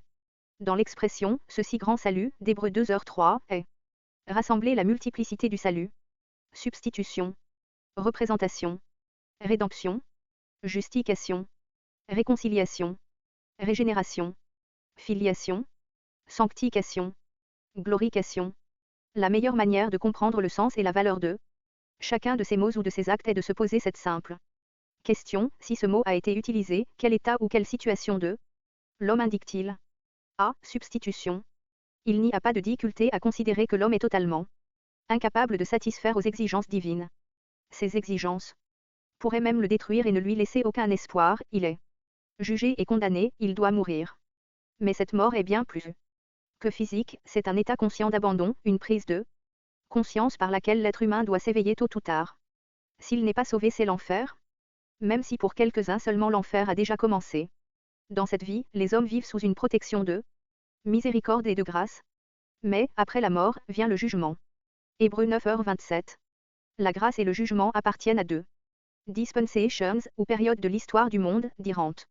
C'est pourquoi les hommes bénéficiant de la grâce de Dieu, Dieu a, en la personne de son Fils Jésus-Christ, pourvu à un substitut, qui a pris la place de l'homme en étant fait péché à notre place. 2 Corinthiens 5h21, il a passé par cette heure, qui représenta une éternité, où il a été abandonné par Dieu. Marc 15h34. Ce substitut est offert aux hommes, s'ils l'acceptent par la foi. L'agneau de Dieu qui ôte le péché du monde, Jean 1h29. Cela signifie que lorsqu'il est mort, il a été compté par Dieu comme leur péché, leur jugement, leur transgression, leur mort, leur enfer. Il a fallu un substitut qui était sans péché, haine que le jugement, la mort et l'enfer n'aient plus ni droit ni pouvoir. Aucun, à part Jésus, n'était suffisamment bon pour payer le prix du péché. C'est pour cette raison que Dieu a pu le relever d'entre les morts. À cause de son absence totale de péché, cela aurait été impossible. Avec nous, tout ce que j'étais, Christ l'a été et l'a fait pour moi sur la croix. Tout ce qui ne correspondait pas à l'exigence de Dieu, Christ laisse pour moi par la résurrection. Voilà ce qu'est brièvement la substitution. B. Représentation. Mais le fait que ce soit accompli par un autre n'est qu'un aspect de l'œuvre de la croix et aurait pu, en l'état, ouvrir la porte à de nombreuses faiblesses. Un aspect complémentaire, c'est la représentation, UN est mort. Pour tous, c'est pourquoi tous sont morts, 2 Corinthiens 5h14. En substitution, Christ est mort pour nous. En représentation, Christ est mort comme nous. Ce qui veut dire, dans la pensée de Dieu, que, comme nous appartenons à l'ancienne création, Dieu nous a perdus de vue. Si on accepte Christ comme notre substitut et notre représentant, Dieu nous voit uniquement au travers de Christ. Lorsque l'apôtre Paul dit « UN est mort pour tous, c'est pourquoi tous sont morts », il continue en disant que ceux qui vivent ne vivent plus pour eux-mêmes, mais pour celui qui est mort et ressuscité pour eux. 2 Corinthiens 5, 14-15. Jésus n'a pas pris seulement notre péché sur la croix, il nous a pris nous-mêmes, pas seulement ce qu'on appelle le mauvais en nous, mais nous tout entiers. Paul a compris que cela s'appliquait à lui totalement, un homme religieux, consumé par le feu de la passion religieuse et du fanatisme. La croix représente le degré zéro de la vieille création dans tous ses aspects, dans toute sa nature et son potentiel, elle est le tout nouveau commencement par la résurrection de la mort. Il est frappant et surprenant de constater que c'est à des chrétiens que Paul exposait cette vérité, dans la lettre aux Romains. C'est rédemption. L'homme s'est vendu lui-même à Satan, qui a heurté à Adam. Marché, en l'aveuglant sur les problèmes qui allaient en découler. Dans son incrédulité et sa désobéissance par rapport à l'instruction divine, Adam a vendu son âme contre la promesse de certains avantages. Il s'est vendu lui-même à Satan et au péché, et a vendu sa race avec lui. Dans cette situation, Dieu a épargné l'homme, mais Satan a eu des droits sur lui en trouvant le terrain de sa propre nature. Ces droits ont été rachetés à la croix et sont à nouveau disponibles, c'est la rédemption, accomplie dans la personne et l'œuvre du Seigneur Jésus sur la croix. En Jésus-Christ, Satan n'a aucune autorité sur nous, car il n'a plus aucune prise sur nous. Il est chassé, Jean 12h31. Le pouvoir et l'autorité de Satan, c'est la mort. Jésus-Christ a goûté à la mort pour notre cause, Hébreux 2h9, il a fait face au pouvoir de Satan, à haine que, par la mort, il puisse réduire à néant celui qui avait le pouvoir de la mort, c'est-à-dire le diable, Hébreux 2h14. C'est pourquoi l'homme est racheté par Dieu et Satan n'y peut plus rien. Paul fait référence à une procédure bien connue à cette époque, celle de l'esclave grec qui a obtenu et préservé sa liberté, Galates 6h17. Lorsqu'il voulait retrouver sa liberté, l'esclave grec ne remettait pas à son maître ses salaires pour s'acquitter d'une dette envers lui, il se rendait au temple du Dieu et remettait son argent au prêtre, qui ensuite achetait l'esclave avec cet argent au nom du Dieu en question, et il devenait l'esclave du Dieu jusqu'à la haine de sa vie, ce qui voulait dire la liberté, conditionnée à certains devoirs religieux. Si par hasard son maître ou l'héritier de son maître le réclamait, il avait la preuve de la transaction faite au temple. Mais quand il voyageait au loin et s'éloignait du temple, et qu'on le considérait comme un esclave en fuite, quelle pouvait être sa sécurité? Paul nous donne la réponse, lors de sa libération au temple, le prêtre lui gravait les marques de son nouveau maître. Ainsi, les paroles de Paul prennent un autre relief, l'homme était esclave du péché et de Satan, mais il a été racheté par Christ et sa liberté nouvelle consistait à devenir l'esclave de Christ. Il pouvait dire que personne ne cherche à me réclamer, j'ai été marqué sur mon corps de la marque de mon nouveau maître, Jésus-Christ. Le revers de la médaille, c'est que, bien sûr, aucun être humain n'a les moyens de sa propre rédemption. Seul Christ peut l'obtenir. D. Justification. La justification met le croyant dans une position. Toutes les étapes précédentes ont une relation avec la justification et conduisent à la justification. La substitution règle la question du péché. La représentation voit la nouvelle création remplacer l'ancienne. La rédemption brise le lien avec Satan et son royaume. Lorsque ces 3 étapes sont franchies, alors on a la réponse à la question, comment l'être humain peut-il être juste devant Dieu? Job 9h2. En d'autres termes, comment un homme peut-il se considérer comme juste devant Dieu? La réponse est, nous sommes justifiés en Christ Jésus. En acceptant par la foi son œuvre substitutive, représentative et rédemptrice, nous sommes alors acceptés en lui et nous avons le merveilleux privilège d'être considérés à la lumière de sa perfection. Il a été fait pour nous justice de Dieu, c'est la justice de Dieu par la foi, Romains 3h22. C'est une position à prendre pleinement par la foi, le juste vivra par la foi, Galates 3h11. Hébreux 10h38. Satan ne cessera jamais de nous ramener sur le terrain de l'ancienne vie, il le fera toujours en nous amenant à ce que nous sommes nous-mêmes et en détournant nos yeux de Christ. C'est Méthodes sont très variées, mais la réponse sera toujours là. Même, pas ce que je suis, Seigneur, mais ce que tu es. Fixer fortement mes regards sur Jésus, l'auteur de la foi et celui qui la rend parfaite. Réconciliation. Celui qui est justifié accent aigu est aussi réconcilié. Dans notre état naturel. On était séparés de Dieu et même en rébellion contre Dieu. Dans certaines situations particulières, on peut être animé d'une rébellion positive, mais en Jésus-Christ et par son œuvre puissante de réconciliation à la croix, nous qui étions autrefois éloignés de lui, nous avons été rapprochés par le sang de Christ. Éphésiens 2h13. Nous qui étions dans un état de rébellion, nous sommes dans la paix, parce que entraînés dans la communion bénie d'une vie nouvelle et d'un esprit nouveau. Régénération. La régénération n'est pas quelque chose de plus, mais c'est une caractéristique du salut à part entière. Elle met le doigt sur ce qui s'est produit en nous. Quelque chose est présent en nous qui n'y était pas avant, une vie provenant de Dieu que seul le nouveau-né possède, la présence du Saint-Esprit, absente chez les autres. L'esprit de vie. En Jésus-Christ a en celui qui est né de nouveau, toutes les potentialités de la nouvelle création, une conscience nouvelle, une capacité nouvelle, un sens nouveau des relations, une direction nouvelle, un modèle nouveau, une vocation nouvelle. C'est la naissance d'un enfant spirituel. Tout est nouveau et doit être réappris depuis le commencement. Tant qu'on n'est pas régénéré, on ne connaît rien des pensées de Dieu, des valeurs divines et des plans divins. L'expérience de la liberté et de la plénitude dans cette vie nouvelle et tout ce que cela implique dépendra largement de l'œuvre qui s'est faite en nous. Auparavant, en particulier celle de notre union avec la mort et la résurrection avec Christ. Parce que dans cette création nouvelle, il n'y a plus de place pour la vieille mentalité. Persister à garder nos idées, nos désirs, nos jugements et nos choix, ne fera que ralentir et freiner le travail du Saint-Esprit, même si on pense que ces idées, ces désirs, ces choix et ces jugements servent les intérêts du Seigneur. Il nous faudra bien apprendre et comprendre que le meilleur de nos habitudes et de nos conceptions peut être totalement hors sujet, si on le compare aux choses les plus simples de l'Esprit de Dieu. La régénération est une création, par essence, nouvelle. Filiation. La liation va bien au-delà de la nouvelle naissance. Elle représente la croissance jusqu'à l'accomplissement et la plénitude. C'est bien d'être un bébé tant que l'état de bébé dure. Mais c'est mauvais de rester bébé lorsque le temps est révolu. Ainsi en est-il de la condition de beaucoup de chrétiens. Le Nouveau Testament fait une nette distinction entre l'enfant et le LS. Bien que la liation soit liée à la naissance, dans le sens du Nouveau Testament, elle est surtout la réalisation des possibilités données par la naissance, du potentiel renfermé dans le nouveau-né. La liation, c'est la croissance vers la maturité et la stature d'être humain. Le Nouveau Testament a beaucoup à dire sur ce sujet. Par cette croissance, on arrive à une plus grande plénitude de Christ, l'abondante richesse de notre salut. Ce si grand salut trouve toute sa dimension quand on entre dans la maturité.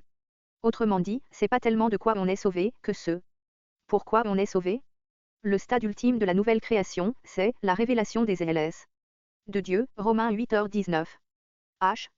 Sanctification. La sanctification est encore un autre aspect de ce si grand salut, qui indique une action et une progression. Sanctification et consécration sont synonymes, ils impliquent d'abord une mise à part pour Dieu.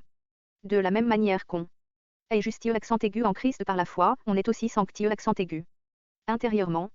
Ainsi, aux croyants qui sont remplis d'imperfection, l'apôtre adresse cette lettre en disant à ceux qui sont sanctifiés en Christ Jésus, 1 Corinthiens 1h2. Quand nous sommes en Christ, la pensée de Dieu à notre sujet est que nous sommes totalement mis à part pour le Seigneur et donc consacrés dans cet état de séparation.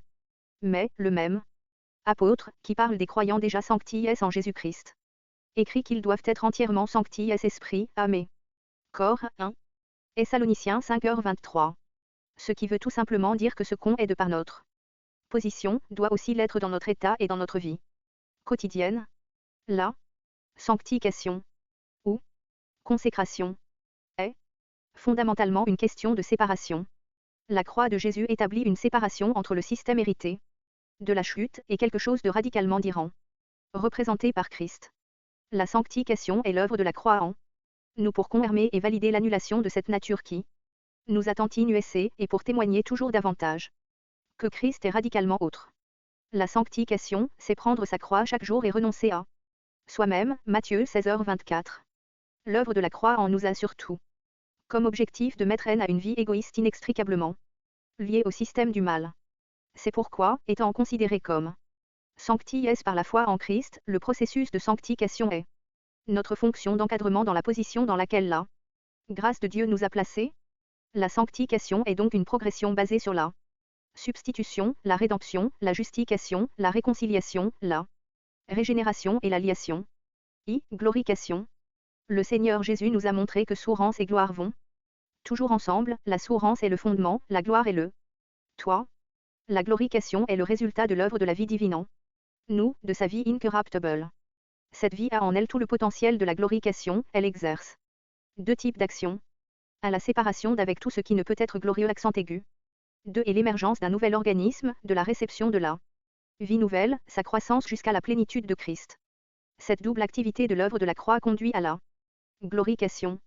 Cette glorification commence dans l'esprit renouvelé de l'enfant de Dieu par l'esprit de gloire qui demeure en lui, le Saint-Esprit. Cette glorification continue dans l'âme, la pensée, la volonté, l'intelligence, le cœur, les désirs, la raison, sont soumis à l'esprit. L'âme devient sa servante, c'est-à-dire amenée sous la seigneurie du Saint-Esprit, par notre esprit. Cette glorification se manifestera dans le corps, lorsque ce corps corruptible revêtira l'incorruptibilité, 1 Corinthiens 15h54. Ce corps mortel sera transformé en un corps glorieux. Alors la liation sera achevée comme une œuvre de la régénération et de la sanctification de l'esprit, de l'âme et du corps, marque de la liation parfaite. À la lumière de tout ce qui précède, on saisit mieux l'expression ce si grand salut. Mais prenons garde à cet avertissement. Comment échapperons-nous si nous négligeons ce si grand salut? Hébreux 2h3. Dieu a préparé le terrain de A à Z en la personne de son Fils et en l'œuvre de la croix. 4. La croix et l'Église. À la fois par son élection éternelle, sa vocation présente et par son expression actuelle, la Bible nous montre que la première sphère où se manifeste la croix, la personne de Christ, le Saint-Esprit et le si grand salut, c'est l'Église. Ces thèmes sont étroitement liés et tant qu'ils ne sont pas considérés dans leur ensemble, l'Église n'est pas ce que Dieu entend par Église. C'est au sein de l'Église et à travers l'Église que Dieu a choisi depuis toujours de révéler Christ, la personne de son Fils. Il l'en est de même pour le Saint-Esprit qui doit s'incarner dans l'Église, pour le salut qui donne sa constitution à l'Église, sa nature et sa vocation. Séparer cela de l'Église, c'est faire des doctrines éparpillées, sans démonstration ni expression pratique, c'est avoir un corps sans esprit, sans personnalité, un corps en plastique sans nerfs, sans colonne vertébrale et sans vie. L'Église, centre d'intérêt de Dieu. En relation avec Christ. Lorsque, dans le plan éternel de Dieu, il fut déterminé que l'accomplissement nal de l'univers serait la concentration de toutes choses en la personne de Christ, en même temps, la décision a été prise que son corps, l'Église serait le canal et le véhicule de sa plénitude, de celui qui remplit tout en tout, rien de moins, rien de plus, rien d'autre que l'Église. Dieu aurait pu créer et posséder des milliers d'Adam, mais il ne l'a pas fait parce qu'Adam est générique, ce qui veut dire qu'il y en a beaucoup d'incarnés en un seul, la vie collective et corporative en une seule personne. C'était le principe qui s'appliquait à Abraham, Jacob, David et Christ. Ignorer ou violer le principe organique et collectif exprimé dans l'Église et lui substituer une institution, une organisation, une communauté, une fraternité, c'est remplacer, au-delà d'une génération, dans une machine une pièce hors d'usage par une pièce de rechange, plutôt que de permettre la reproduction de la vie organique. Ce qui n'est pas l'Église dans son concept divin n'ira pas bien loin et se contentera de vivre sur un passé, une tradition, une réputation ou un fondateur. Il y a eu et il y a beaucoup de choses de ce genre qui, à cause d'un besoin particulier de l'Église, ont été bénies par Dieu, mais qui sont devenus des ministères par eux-mêmes et pour eux-mêmes, mais dans des limites restreintes. Au-delà d'un certain point, ils ne se reproduiront plus, ils ne s'aimeront plus de manière organique, de façon à exprimer de façon libre et vivante la plénitude de Christ. Ils se sont trouvés en situation de crise, les questions qui se posaient alors étaient soit, je me remets en question, je m'ajuste pour m'élargir et entrer dans un nouveau mode de vie et une nouvelle échelle de valeur, je reprends conscience pour porter l'œuvre avec Christ. Soit, parce que je ne vois pas la nécessité de changement, je perds progressivement la vitalité du caractère de Christ, je me ferme à l'action de l'esprit et je m'endurcis. Si souvent, c'est comme le tabernacle, sans le témoignage à l'intérieur. Le Seigneur peut bénir et susciter des instruments, des ministères pour servir un but spécifique, pour retrouver une valeur perdue, mais il arrive un temps où il révèle que si le besoin est là, c'est pour mettre l'accent sûre, certaine, caractéristique de sa personne et de son œuvre, pour qu'elle soit reconnue et acceptée, sachant que sa lumière est à notre disposition. Toute croissance de l'Église repose sur l'équilibre entre les réactions des responsables et celles de ceux qui sont concernés. Dieu ne néglige jamais son plan à propos de l'Église. Dieu ne passe jamais outre sa pensée au sujet de l'Église. Quand il est prouvé que la croix a produit un ajustement et un vrai élargissement dans toute la pensée de Dieu, alors Dieu peut avancer avec nous indéniement. C'est gravalement d'avoir cette idée XE que parce qu'un début ou un commencement était clairement approuvé par Dieu, il doit rester G, sans jamais évoluer et s'ajuster aux choses que Dieu fait. Dieu n'annulera pas nécessairement une chose qui lui appartient, mais il la placera dans une perspective plus large. Si Dieu est prêt à faire tout ce qu'il a plaigné accent aigu dans l'Église, même dans une assemblée relativement petite, parce que les choses sont ce qu'elles sont, des ajustements vont y être apportés.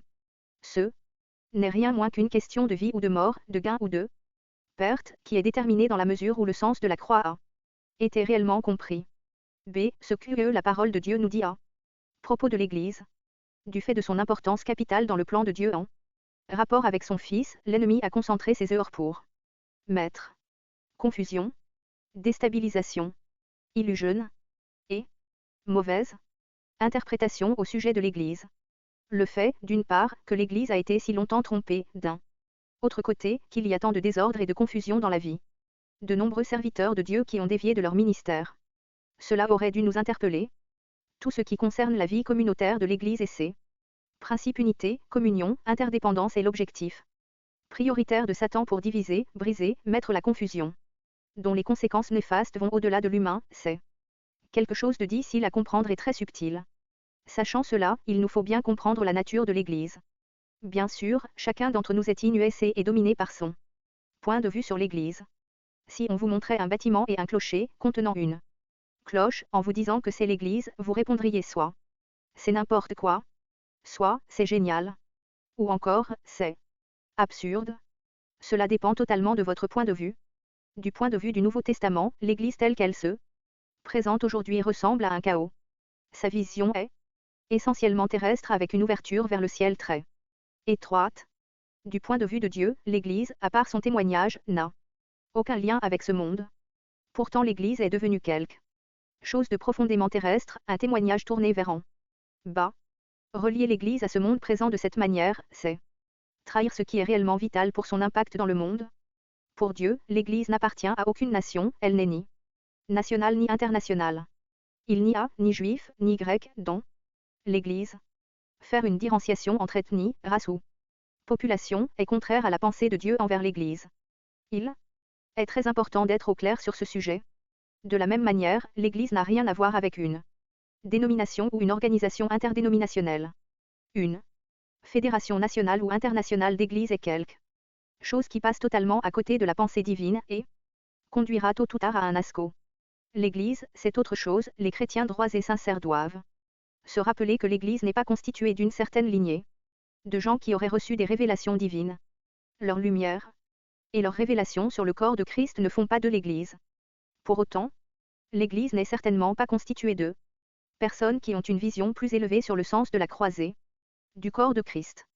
Si nous sommes animés ou inuessés par ces choses décrites ci-dessus, c'est sans doute parce qu'après tout, on n'a pas encore vu Christ. C'est l'Église, expression de Christ. Christ, le Fils de Dieu et le Fils de l'homme, bien que juif dans son humanité, n'appartient à aucune nationalité. Le premier Adam appartenait à une race. En Christ, Dieu est passé au-delà de ces distinctions et de ces différences que la Bible attribue clairement à Satan et à la rébellion. Il aura dépassé complètement cet état quand l'union sera totale dans tous les domaines. Christ étant tout, en tout, nalement, et universellement, comme il est déjà conformément à la pensée de Dieu. Pour l'Église de Dieu, il n'existe aucun fondement à part Jésus. Christ. Ce qui est de nous par nature, ce qui est du monde présent, n'est pas l'Église, car l'Église est Christ, exprimé collectivement. On aura vraiment compris ce qu'est l'Église lorsqu'on cessera de parler de elle, Église de, ou de telle ou telle Église. Ce sera une révolution dans la mentalité et dans la phraséologie, mais sans prétention aucune. D. Christ réside dans le croyant. Quand Christ fait réellement sa demeure en nous, une union organique vivante s'établit, c'est l'union du corps. La Sainte Seine en témoigne, la communion est pour tout vrai croyant. Que dans les premiers jours de l'Église, actes, les croyants n'aient pas reçu toute la lumière sur l'Église, c'est évident, mais le fait est chou, ils persévéraient dans la fraction du pain. 1 Corinthiens 10, 16-17. La fraction et la distribution du pain ne donnent jamais plusieurs pains ou corps, cela reste un seul pain. Christ, lorsqu'il est imparti à 10 000 cœurs, reste toujours un. C'est ainsi que Christ est l'Église. La croissance de l'Église est basée sur le même principe. L'accroissement de Christ à l'intérieur comme à l'extérieur. L'Église grandit si Christ a plus de place, dans la mesure où lui grandit dans les croyants. Sa croissance en nombre, c'est Christ prenant sa place dans plus de vie, Éphésiens 4, 15-16. C'est la mesure de Christ qui détermine si l'Église est forte ou faible, grande ou petite, casse ou pas. Mais il ne faut pas tout mélanger. Il ne faut pas confondre Christ avec tous les systèmes qui ont apparu autour de Christ ou de l'Église, au cours de l'histoire ancienne et récente. Il ne faut pas avoir cette attitude de croire que parce que certains chrétiens font partie ou ne font pas partie de ces systèmes, ils ne sont pas l'Église. Cela aura le même œil de séparation que le sectarisme. Il ne faut pas confondre le fait de l'Église et l'expression de l'Église. Le fait, tous ceux qui vivent l'union avec Christ qui est la tête sont l'Église. L'expression, qui est bien plus qu'un fait, demande une reconnaissance de la souveraineté absolue de Christ, c'est-à-dire l'enseignement vécu et expérimenté par le Saint-Esprit. Les épîtres ne considèrent pas seulement les croyants dans une relation de base avec Jésus-Christ, elles cherchent à révéler la nature et l'implication de cette relation, en leur montrant où chacun des croyants en est à ce sujet. Il est possible d'avoir un corps handicapé, boiteux et en mauvaise santé, vu de l'extérieur, mais c'est néanmoins un corps. C'est exactement ce qu'était l'expression du corps à Corinthe. La situation n'aurait pas pu être pire. Si on entendait parler d'une telle situation dans une église locale aujourd'hui, on serait sûrement tenté de dire qu'elle n'a pas de relation vivante avec Jésus-Christ. Mais Paul n'a pas parlé ainsi de Corinthe, il a seulement essayé de leur montrer Christ et ses conséquences dans la communauté, plus exactement la seigneurie absolue de Christ. Tant que tout n'est pas accompli au travers du Christ monté au ciel, les croyants ne comprennent pas ce que tout veut dire. L'expression de Christ a une importance telle qu'elle touche rien de moins qu'à la satisfaction du plan éternel. La colère de Satan se déchaîne toujours contre chaque ministère qui amène à cette dimension, à l'expression de l'Église dans sa réalité spirituelle. Ce n'est rien de moins que Christ prenant pleinement sa place et Satan qui n'en a plus aucune. C'est la raison pour laquelle il est si capital de recevoir toute la lumière au sujet de l'Église, corps de Christ. Sa force ou sa faiblesse en dépendent. L'Église, lieu où la croix prend toute sa place. Christ ne peut entrer tant que l'homme ne sort pas. C'est valable au départ comme au fur et à mesure. Christ n'a aucune place dans les jugements, les pensées, les conceptions, les énergies, les sentiments inspirés par Satan. La mesure de Christ dépend de elle, extraction, de tout ce qui n'est pas de Christ. Nous aurons à affronter cette réalité tôt ou tard. Une fois pour toutes. Ensuite, il nous faut reconnaître que la conformité à l'image de Christ, c'est le processus d'une vie entière et que ce processus se base sur la croix. Il ne s'agit de renouveler une mort, il ne s'agit pas d'une répétition de la croix plusieurs fois, mais c'est une œuvre une fois pour toutes de la croix et de ses conséquences. La présence et le et de ce que nous sommes dans l'Église dans le naturel, limite Christ, dévalorise sa souveraineté, renie l'Église, encourage la faiblesse spirituelle et même place Satan en position de force. Tout ça est confronté à la croix de Christ. C'est pourquoi, l'autel est toujours situé au centre de la maison, le sacrifice total. La croix tire sa grandeur de son immensité, de sa puissance, rendue possible par la sagesse divine. Regardons la croix bien en face, demandons au Seigneur de nous en révéler tout son sens, laissons toute autorité au Seigneur, acceptons-en le dé et obéissons à ce qu'il nous montre. Même si l'Église ici-bas sur la terre n'est jamais complètement entrée dans la pleine expression de la pensée de Dieu, Dieu ne s'en est jamais satisfait, il a toujours gardé le cap sur cette pensée à travers le Nouveau Testament. On est obligé de reconnaître à ce propos que l'extension de cette expression va au-delà des principautés et des dominations dans les lieux célestes, Éphésiens 3h10. Si, comme on l'a dit précédemment, l'Église est l'expression collective et communautaire de Christ, il nous faut alors aborder le côté pratique de sa vocation, sa relation avec Christ. L'Église, expression et manifestation spirituelle de Christ. Trois grandes forces, trois grands impacts ont marqué la vie de Christ. Vie, lumière, amour. En lui était la vie. La vie est le thème le plus important de la Bible et aussi de la création. La Bible commence et termine avec l'arbre de vie. Tout ce qu'il y a entre les deux et qui couvre l'histoire de la création est centré sur la vie. Si l'Ancien Testament renferme une multitude de témoignages et de symboles de Christ sous toutes ses formes, l'accent est porté dans le Nouveau Testament sur Christ ressuscité, vainqueur de la mort. En lui, Jésus-Christ incarne à la fois la destruction de la mort et la victoire de la vie. L'Église entend que son corps porte en elle ce témoignage et cette marque, non pas doctrinalement ou verbalement, mais de fait. L'Église est appelée à être le réceptacle ou le contenant de Christ. Sa vocation est d'incarner la vie de Christ.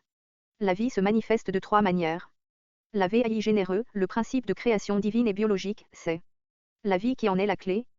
Quand Dieu a donné vie aux choses, il a non seulement déclenché un processus qui fonctionne tout seul, en dehors de toute stimulation ou inus extérieure, mais il y a introduit tout le potentiel d'un parfait développement selon la sphère particulière à laquelle l'organisme appartient, humain, animal ou végétal. Le combat pour la vie a commencé avec l'introduction du péché. Mais quels que furent les changements, la vie a continué à se manifester et à perpétuer la création. Ainsi, dans le domaine spirituel, la vie est le moteur de tout et la seule justification d'une continuité de la création. L'Église, pour qui toutes choses ont été concentrées en Christ, a pour origine la résurrection.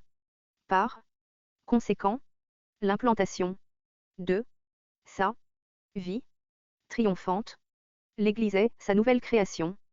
Christ est sa vie créative. L'existence même de l'Église repose sur sa vie de résurrection. À la fin des temps, l'Église sera jugée par celui qui se tiendra devant elle en disant, je suis le vivant, j'étais mort et, voici, je suis vivant pour toujours. Le test pour nous ne sera ni une bonne doctrine, ni une valeur d'intégrité morale, mais la vie, victoire sur la mort. La vie est énergie, le moteur de l'Église, c'est la puissance de vie. Dans la vision d'Ézéchiel où le chérubin symbolise Christ et les roues symbolisent l'Église, le moteur et l'esprit de vie, c'est l'image de l'énergie qui va, qui vient, qui continue d'aller de l'avant sans cesse. Ce sont les êtres vivants, pas des bêtes ni des créatures, qui s'expriment tous ensemble. Il est aisé de voir le parallèle spirituel avec l'Église au commencement. La vie a pris le relais, l'esprit de vie a pris en charge l'Église en lui apportant l'énergie nécessaire pour témoigner, évangéliser, enseigner, apporter les soins, et bien d'autres choses, porteuses de vie. Il ne s'agit pas d'enthousiasme passager ou de charge émotionnelle préfabriquée. C'était spontané et ça balayait tous les obstacles. Dans les expressions, la puissance qui agit en nous, la puissance qui verrait en nous selon son bon plaisir, son œuvre qui agit puissamment en moi, le mot grec utilisé est énergie, énergiser. Énergétique. C'est l'énergie d'en haut qui, par le Saint-Esprit, surmonte toute fragilité ou inermité, qui constitue un puissant témoignage de puissance de sa résurrection. Rien ne rend mieux compte de la persévérance et des réalisations de l'Église que l'énergie surnaturelle de vie divine en elle, et c'est pour porter ce témoignage que l'Église existe. Il nous faut absolument sonder plus profondément Jésus de Nazareth, l'homme de Galilée, pour trouver une explication de son extraordinaire impact sur ce monde depuis si longtemps, et alors on découvrira le secret de la vie qui était en lui et qui nous est communiqué par la nouvelle naissance. De la même manière, le secret des profondeurs de l'Église devrait être bien plus important que son aspect extérieur, le secret de la vie de Dieu en elle. La vie se reproduit et, c'est là qu'est le sens de la vie. Ce pourrait être la joie, la beauté, l'énergie, l'action, mais sa valeur essentielle et sa fonction ultime, c'est la reproduction. La vie demande à se reproduire selon chaque espèce, et tout organisme qui refuse obstinément de transmettre la vie en reniant le potentiel de vie qu'il renferme, commet un abus de confiance. Jamais la vie n'est qu'une possession dont il faut jouir. Elle est un service à accomplir d'elle-même. Le guillet stérile dans Matthieu 21 est une parabole d'abus de confiance, recevoir sans donner. Posséder la vie, la donner librement et la reproduction se fait spontanément. L'Église du Nouveau Testament était spontanée, elle se reproduisait, sans organisation, sans publicité, sans méthode, sans propagande. Elle se propageait de par la vie qui était en elle. Il existe malheureusement beaucoup de substituts à la vie divine dans le christianisme organisé, ce qui explique la lenteur, la difficulté et des résultats de pauvre qualité. Il n'y a aucun substitut ou produit de remplacement pour l'Église, seule la reproduction spontanée de vie lui permet d'exprimer Christ. Cette vie est irrésistible, mais cette vie de développement suit le chemin de la croix. Jean 12h24 l'explique très bien, avec l'image du grain de blé qui doit mourir pour se reproduire. Christ lui-même a amené l'Église à l'existence. Cette expression communautaire de Christ se fait non seulement par sa mort, mais potentiellement par la mort de tous. Les vrais vivants sont ceux qui sont ressuscités avec lui.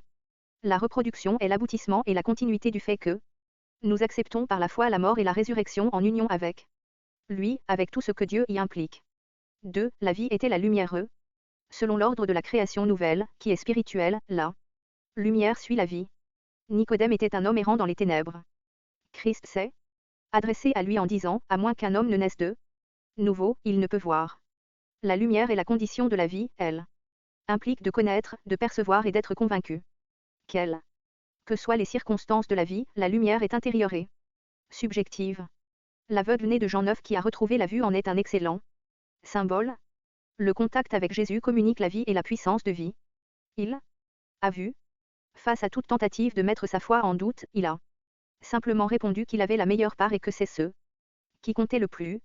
Il n'avait aucun argument doctrinal à formuler, aucun courant de pensée ou d'enseignement de la vérité à avancer.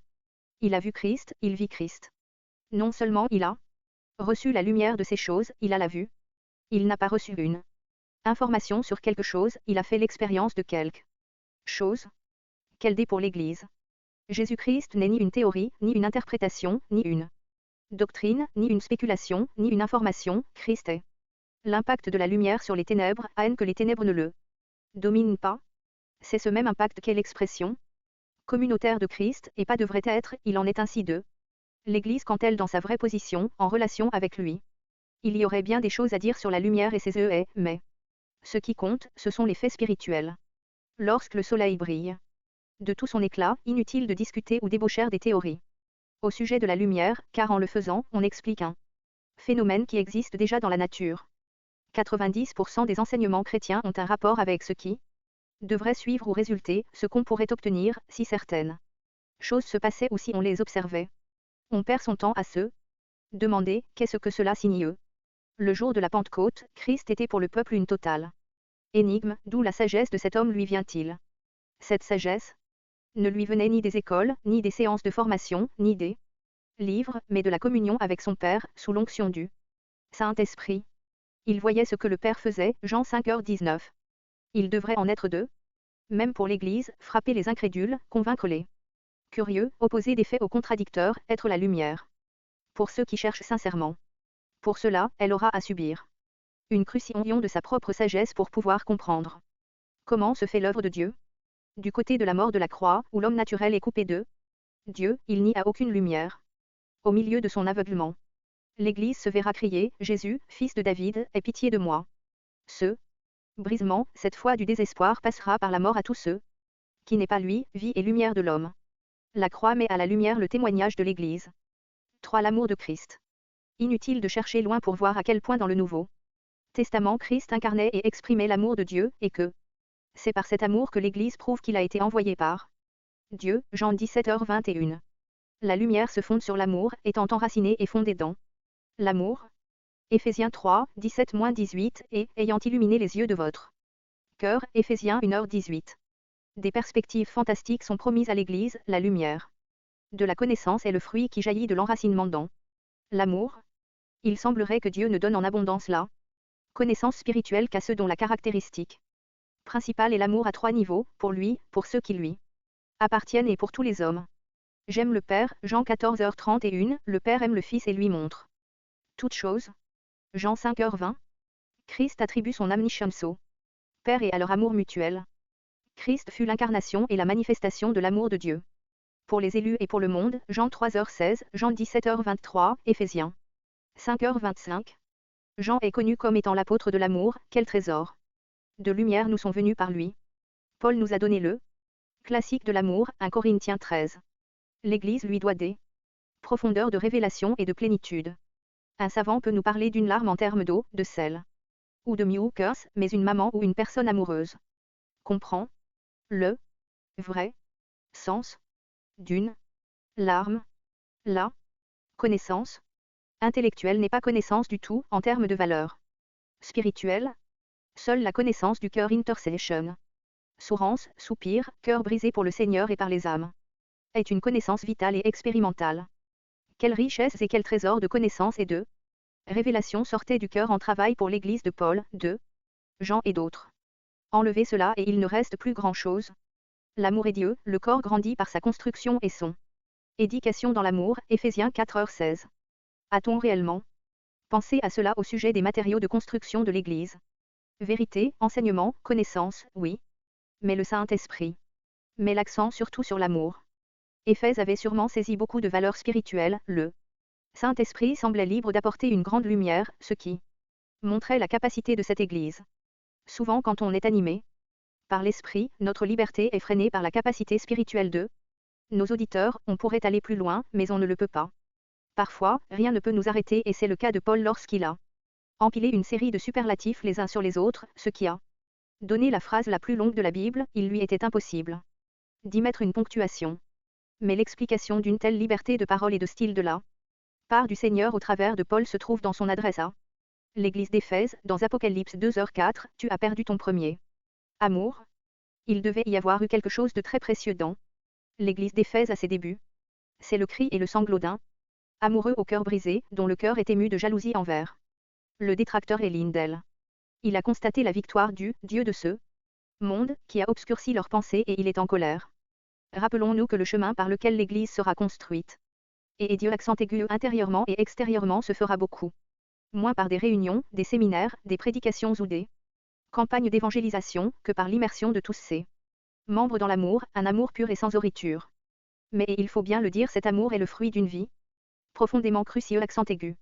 Seule une compréhension et une révélation de la croix peut élargir notre cœur à tous les hommes.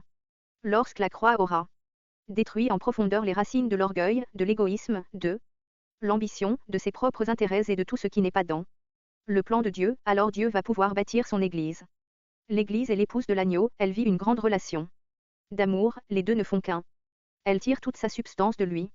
Elle quitte tout lien aux relations antérieures et les deux deviennent une chair, comme il est, ainsi nous sommes dans ce monde. 7. Unité a été gagnée à la croix où ils ont été faits un dans la mort, la mise au tombeau, la résurrection et l'ascension. V. La croix, les nations et le retour du Seigneur. Voyons à présent la place de la croix dans les nations et dans le contexte du retour du Seigneur. L'Église au milieu des nations est comme l'incarnation et la présence de la croix de Christ. Les apôtres ont prêché Christ, crucieux accent aigu et ressuscité parmi les nations, mais pas comme une règle ou un principe. Le seul principe a été qu'un minimum de 2 personnes étaient envoyées pour prêcher l'Évangile, car lorsqu'un apôtre se retrouvait seul ou isolé, il y avait le plus souvent menace contre sa vie et contre son ministère. Ils étaient envoyés comme un corps sur le champ missionnaire, soutenu par l'Église, ce qui représentait Christ. Corporatif. Dans la Bible, le Kyrie 2 représentait le témoignage juste et adéquat, Dieu unissait le plus souvent 2 personnes, et, sur la parole de 2 témoins, tout était établi. Alors le Seigneur a dit, cet évangile du royaume sera prêché dans le monde entier. Pour servir de témoignage, alors viendra la haine. L'Église est le canal du témoignage, par au minimum 2 personnes. Le principe est la représentation, l'expression collective de Christ dans chaque nation. Le sens le plus profond d'évangéliser n'est pas seulement de proclamer, mais d'apporter Christ aux nations, cette bonne nouvelle du règne de Dieu à travers Christ doit être apportée dans les nations comme un témoignage. A. La terre appartient au Seigneur. La terre est contrôlée et possédée par ce qui est rébellion contre Dieu. Dieu a été écarté et un usurpateur a occupé son trône. Après le déluge, alors que la terre est apparue comme restaurée. Épurieux accent aigu, Noé et sa descendance ont construit un autel pour consacrer la terre à Dieu, en disant, la terre appartient à l'Éternel Dieu. Le témoignage a été établi et représenté sur un lieu et le droit universel a été incarné dans un peuple qui symbolisait la croix. Lorsque David fut détrôné par l'usurpateur Absalom, il a renvoyé Sadok avec l'arche de l'alliance, Sadok et Abiathar ont établi le témoignage que la vraie place de David était sur le lieu du témoignage. Avec le témoignage de Jésus, l'Église est présente pour occuper la terre et pour représenter son juste Seigneur. B. Toutes choses ont été créées pour lui. Les nations sont l'héritage de Christ, demande-moi, et je te donnerai les nations en héritage, et les extrémités de la terre pour possession, psaume 2h8. L'Église est le peuple en qui Christ a établi son droit, lui, apportant ainsi une garantie sur l'héritage. Toutes les nations ne seront pas sauvées, mais elles vont être forcées de reconnaître le signe, ce peuple séparé des nations pour son nom, acte 15h14. Ce peuple qui déclare que tout lui appartient de droit.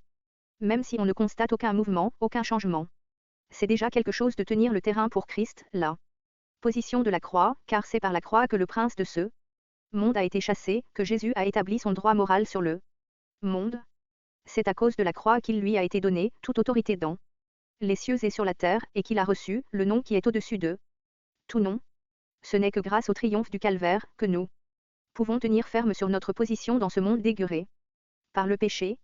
Alors, si tout cela est vrai et que le principe collectif est le bon, alors le but principal de Satan, dans le but d'arrêter ou de dévaloriser le témoignage, ce sera de briser la vie du corps. Satan ne s'arrêtera pas tant qu'il n'aura pas déployé toutes ses forces pour diviser les deux dernières personnes encore connectées au témoignage de Jésus. Il faudra une œuvre profonde de la croix en ceux qui voudront que le prince de ce monde n'ait plus rien en eux. Les fruits de l'œuvre de la croix sont humilité, douceur, renoncement, brisement et consécration en l'honneur du Seigneur. On ne peut arronter Satan avec une doctrine, une méthode, une phraséologie ou des slogans sur sa défaite. Il devra avoir face à lui des hommes et des femmes cruciés qui ont donné toute la place à Jésus. Voyez l'action de l'Église dans les actes.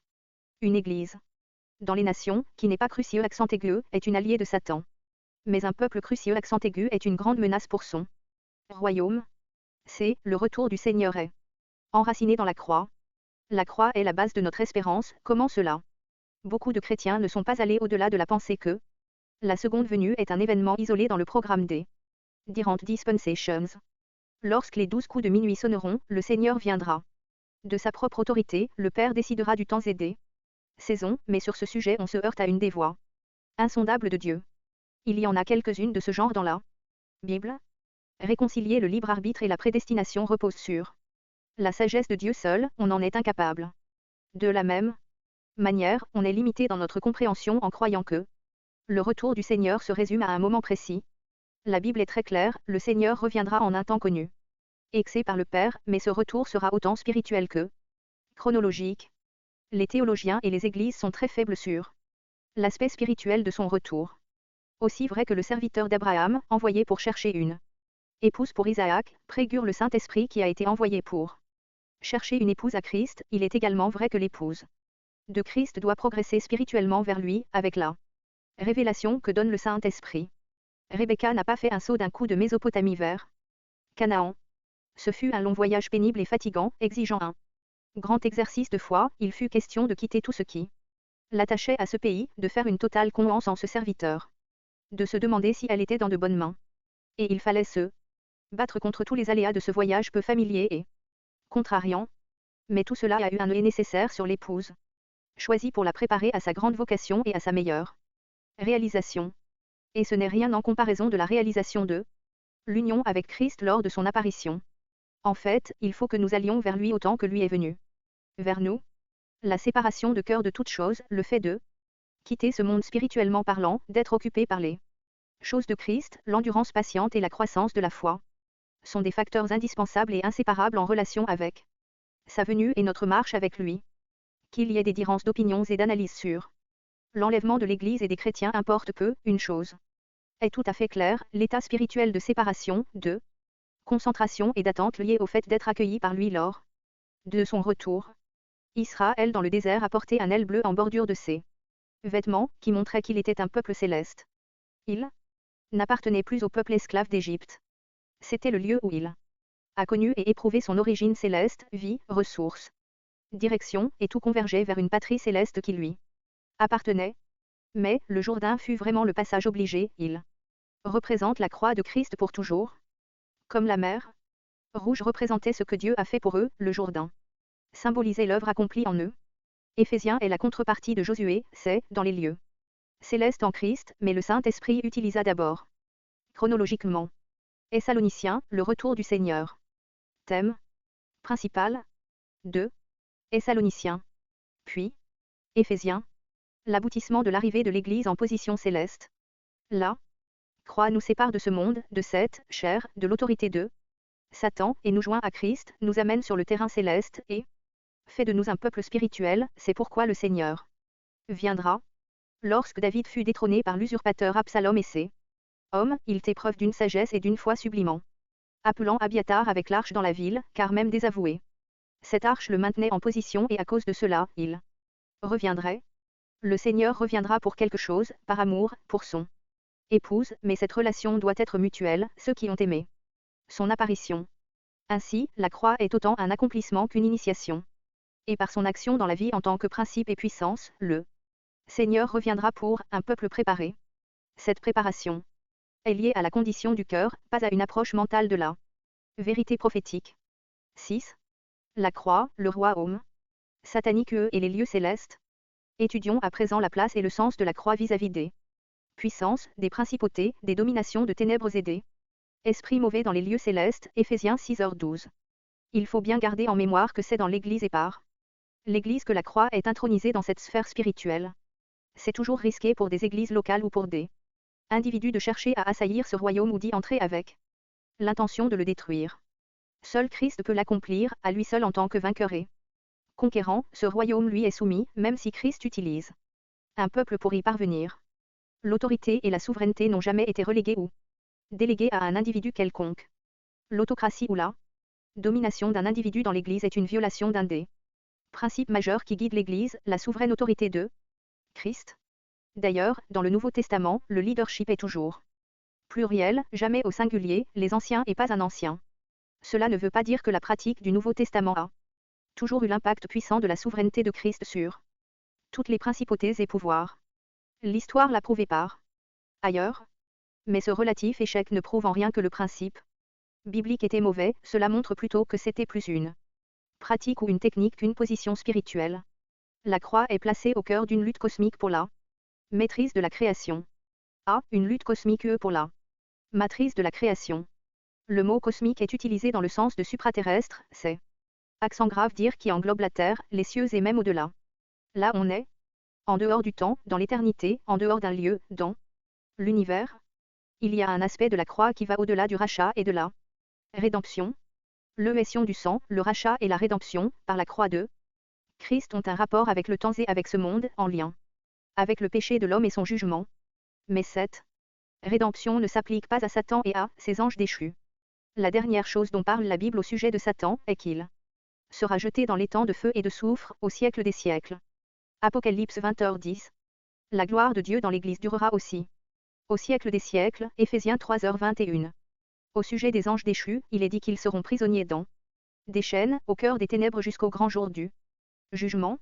Ils seront ensuite précipités dans les abîmes de l'enfer, lieu réservé à ceux qui sont sous le jugement éternel. 2. Pierre 2h4. Certains vont avoir du mal à comprendre qu'un Dieu inni, tout puissant et éternel puisse se trouver dans un combat cosmique. Comme s'il ne pouvait pas d'une seule parole, ou d'un geste, balayer et détruire tout ce qui se met sur son chemin. Il faut bien se rappeler que la création repose sur un fondement moral. Dans la création, Dieu s'est lié lui-même à des conditions morales et s'est positionné là où son autorité ne s'exerce que sur un terrain moral. Il n'intervient pour le salut que lorsque la base est en accord et en adéquation avec sa nature morale. Si la base est contraire et antagoniste à sa nature morale, ses interventions ont été et seront dans le sens du jugement et de la destruction. La justification par la foi est effective ici parce que Dieu a pourvu et a protégé le terrain de sa propre perfection morale en son Fils Jésus-Christ, et ce terrain est renforcé par la foi en lui. Le rejet persistant et définitif de Christ et de la justice de Dieu en lui, place ceux que cela concerne dans une autre sphère, à laquelle l'apôtre fait allusion en disant, connaissant donc la crainte du Seigneur, nous persuadons les hommes. 2 Corinthiens 5h11. Ce mot, crainte, ici est beaucoup plus fort en grec, il s'agit de terreur ou de peur terriante. De la même manière que Dieu a besoin d'un terrain favorable pour exercer ses bénédictions, sa puissance et son autorité. Satan a besoin d'un terrain favorable pour exercer son autorité. Reprenez son terrain pour Dieu et il ne pourra rien faire contre vous. Tout le sens de la puissance par la sanctification réside là. L'Évangile déclare que Jésus n'a pu faire de miracles et de prodiges dans un lieu précis à cause de leur incrédulité. Le but de Satan pour gagner le terrain, c'est la corruption, par là. Il sait que Dieu n'y peut rien. C'est une question morale. Donc la bataille ne se situe pas entre deux potentats sur des bases au ciel, mais entre deux ordres moraux représentés par deux seigneurs, l'un de la justice, l'autre de l'injustice. Ainsi la croix va bien au-delà de la rédemption et de l'émission du sang, elle place l'Église en position morale forte et en pleine autorité spirituelle, là où les forces mauvaises ont leur siège. Par la croix, il est plus que vainqueur et victorieux, parce que la croix a arraché à Satan sa base morale. L'Église est un corps céleste, qui se situe en dehors du domaine moral et spirituel de Satan. Il nous a délivrés de la puissance des ténèbres et nous a transportés dans le royaume du Fils de son amour. Colossiens 1h13. Du fait de son autorité spirituelle, l'Église doit se tenir sur tous les œufs et bénéfices de la croix, la puissance obtenue par la séparation, la mise à part et la sanctification. Satan essaie par tous les moyens de corrompre l'Église. La lutte contre les principautés et les pouvoirs, Éphésiens 6h12, n'est pas physique. Il ne s'agit pas d'obtenir une position plus élevée, il s'agit de lutter contre les manigances, les manipulations et les pièges du diable, qui sont de deux sortes. Avoir une prise pour tirer les ailes de l'accusation, pour renier notre justification par la foi. Corrompre et séduire sur une base terrestre, charnelle et impure. Ce qui montre clairement que l'armure du chrétien est morale et spirituelle. L'Église n'apporte pas l'évangile du salut au royaume de Satan lui-même, mais seulement à ceux qui sont ses prisonniers, pour leur donner le choix d'en être délivrés ou de rester dans le même état. Face aux puissances mauvaises, l'Église est présente pour exprimer la seigneurie morale de Jésus-Christ en vertu de sa croix, et pour exercer cette autorité de par sa position en Christ. Cette position est la suivante: avant que le monde existe, Dieu prévoyait de réunir toute la création sous une seule tête, son Fils. C'était établi de manière irrévocable dans les plans éternels de Dieu. Sachant que cet objectif ne pourrait être atteint, et que la foi, l'amour et la sainteté devaient y contribuer au mieux. Ayant perçu l'avènement du mal et l'œuvre d'un système subversif, il planifiait contre ce système le triomphe ultime de l'agneau immolé depuis la fondation du monde. Le terrain de la puissance du diable a été repris par ce sacrifice, et le lien avec le plan de départ restauré par toute chose en Christ. L'Église a pris naissance sur le terrain de la croix. Il lui a été donné d'être là, tête sur toute chose par le moyen de l'Église qui est son corps, la plénitude de celui qui remplit tout en tout. Éphésiens 1, 22-23.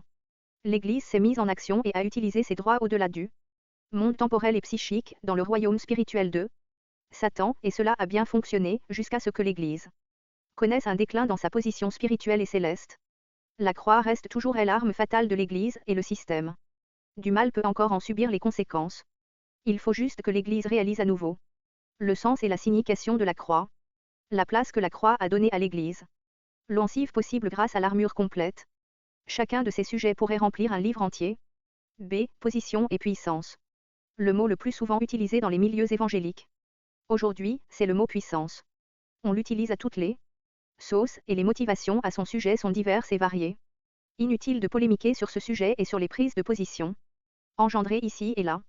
Le Maître nous a dit clairement qu'avant que survienne la Pentecôte, d'autres choses importantes et vitales devaient se passer. Avant que l'onction du Christ reçue au Jourdain ne soit transmise aux membres de son corps, l'Église, il était nécessaire qu'un baptême dans sa mort et une union avec lui par l'ensevelissement du corps de péché ait lieu au préalable. Sa mort a fermé la porte et tourné le dos à l'ancienne création, au premier Adam, reconnu comme mort. Seul le dernier Adam pouvait recevoir la plénitude de Dieu. Sous l'ancienne alliance, des instructions précises étaient données lorsqu'on oignait d'huile les serviteurs de Dieu. 7. Huile sainte ne pouvait en aucune façon être versée sur la chair de l'homme, et personne ne se serait risqué à le faire. L'huile est toujours un symbole du Saint-Esprit et la chair, un symbole de la vieille nature déchue d'Adam. Dieu refuse catégoriquement que le Saint-Esprit soit déversé sur des hommes et des femmes refusant d'être crucifiés dans leur chair, dans leur nature. La conformité à sa mort est la seule voie conduisant à la puissance. Tout ce qui nous motive dans la recherche de puissance sera testé par le feu. Recherchons-nous l'inuès, la popularité, la réputation, le prestige, la respectabilité, le succès, quelque chose appartenant au royaume de ce monde? On croit que nos motivations sont parfaitement pures, mais tant qu'on n'est pas mort à ce qui est décrit plus haut, tant qu'on ne se retrouve pas, incompris et rejeté par les hommes, nos noms bafoués et calomniés, notre travail dévalorisé par les autres, est ce qu'on a réellement confronté le vrai but et la vraie motivation de notre action pour Dieu. La plupart des hommes et des femmes qui ont été vraiment utilisés par Dieu sont passés par là. Avant la Pentecôte, ce fut le calvaire. Avant le feu de Dieu, il faut un autel et un sacrifice qui consume tout. Sans aucun doute, les disciples de Jésus sont passés par la mort à leurs ambitions, à leurs attentes, à leur vision, à leur RT, lorsque leur maître fut crucifié accent aigu et qu'ils ont commencé à goûter cette mort chaque jour de leur vie sur terre. Leur vision, leur conception, leurs idées, leurs méthodes, leur échelle de valeur, leur inuès, leur tempérament, leur préjugés, tout est passé au crible de cette mort. Chaque baptême dans sa mort les faisait entrer plus profondément dans sa vie de résurrection. Chaque expérience était plus critique, plus cruciale, plus dévastatrice que la précédente, ils pouvaient se demander s'il allait encore leur rester quelque chose. Mais la vie était de plus en plus abondante. Voir Acte 10, 2 Corinthiens 1, 8-10, etc. Toute puissance qui n'est pas la conséquence d'une mort profonde à la vie naturelle de l'individu ou de la communauté est une huile qui ressemble à la vraie, mais qui n'est pas la vraie, et en tout cas pas l'onction de Dieu. Mais il y a un autre élément au sujet de cette position. Dans ce monde et dans le domaine de la chair, Satan a des droits juridiques. Christ est venu pour détruire son camp et pour posséder lui-même ses droits, par le pouvoir de sa croix, qu'il avait accepté dès son baptême. Et sur la base de sa position prédestinée et choisie par Dieu de prince de ce monde, Christ possédait une autorité mystique qui fut reconnue à tous les niveaux et au-dessus de toute autorité. Le mot grec exousia, traduit tantôt par pouvoir tantôt par autorité, a plutôt le sens de juridiction, étendue d'un pouvoir. Ce mot apparaît 94 fois dans le Nouveau Testament, ce qui est très révélateur. Satan proclamait posséder la juridiction du monde, Luc 4h6. Christ n'a pas nié ce fait, mais sur la croix. À présent, le prince de ce monde est chassé. Christ s'est ensuite levé triomphant en disant, toute juridiction m'a été donnée dans les cieux et sur la terre, pour cette raison, allez par tout le monde et proclamez la bonne nouvelle, Matthieu 28, 18-19. À la lumière de ce triomphe et parce qu'il avait pris sa position, il avait dit à ses disciples, voici je vous ai donné toute juridiction, tout pouvoir, sur toute la puissance de l'ennemi, Luc 10h19.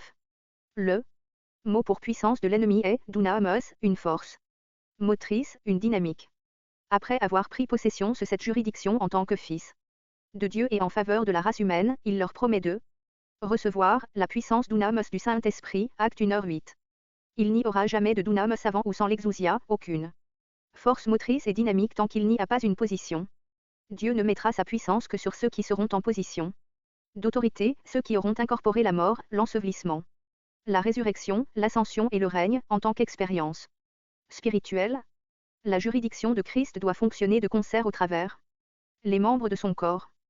Christ a la juridiction, nous sommes incorporés à lui si nous avons en tout point accepté et proclamé notre identification avec lui, et ainsi, nous sommes devenus les instruments de cette autorité sur la force motrice et dynamique de l'ennemi à tous les niveaux où sa victoire n'est pas reconnue.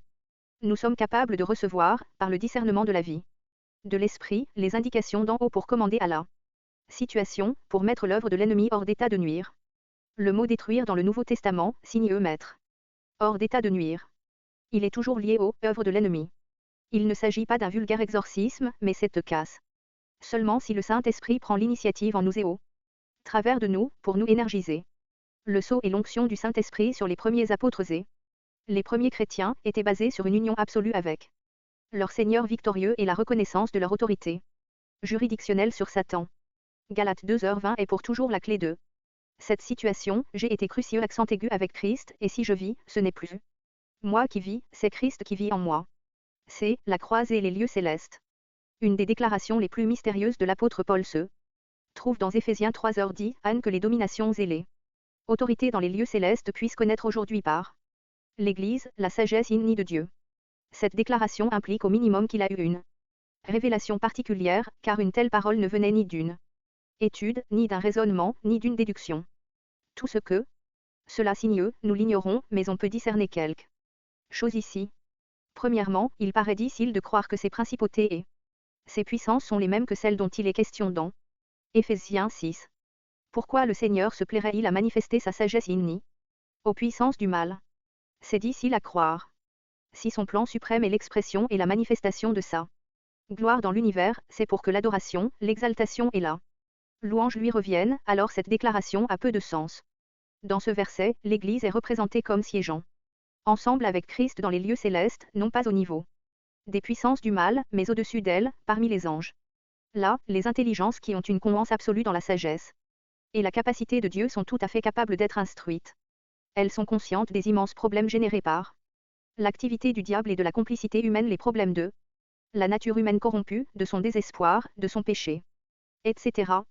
Ils sont certains que Dieu peut solutionner tout cela, mais il y a comme un suspense sur la façon dont il va agir.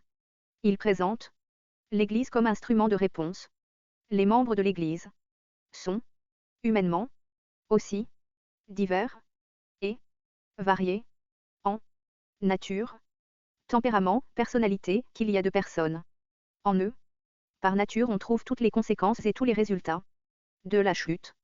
Puis la grâce entre en action, les appelle, les choisit, les sauve, les sanctifie, les transforme, contre nature. Ils ne font plus ce qu'ils faisaient auparavant. La grâce opère et grandit chaque jour. Éphésiens déclare que, dans les temps qui viennent, il montrera les richesses extraordinaires de sa grâce à notre égard en Jésus-Christ. Ainsi, l'Église et ses membres passent par toutes sortes d'épreuves, de tests, de persécutions, et leurs réactions, par la grâce de Dieu, sont bien différentes du fait de ne pas en avoir. Là où les choses sont reconnues pour leur valeur et leur vrai sens, cette sagesse innée de Dieu va faire en sorte que les principautés et les pouvoirs vont aller jusqu'à adorer et glorifier Dieu. Et parce que l'Église le sert de cette manière, elle est destinée à partager sa gloire. Il est tout à fait clair que la croix est reliée à tout cela. Au début, elle garantit le vase ou l'instrument pour Dieu. Progressivement, elle investit de puissance pour ôter toutes les œuvres qui ne sont pas à sa gloire. La croix donne la victoire au cœur de chaque déception et désillusion. La croix rend triomphant au cœur de chaque adversité. Acceptée dans l'humilité et la douceur. À cause de la solution ultime apportée par la croix, tout ce qui peuple l'univers, les anges, les archanges et tous les hôtes du ciel, adore celui dont la sagesse insondable a trouvé son expression. En Jésus-Christ et Jésus-Christ crucifié.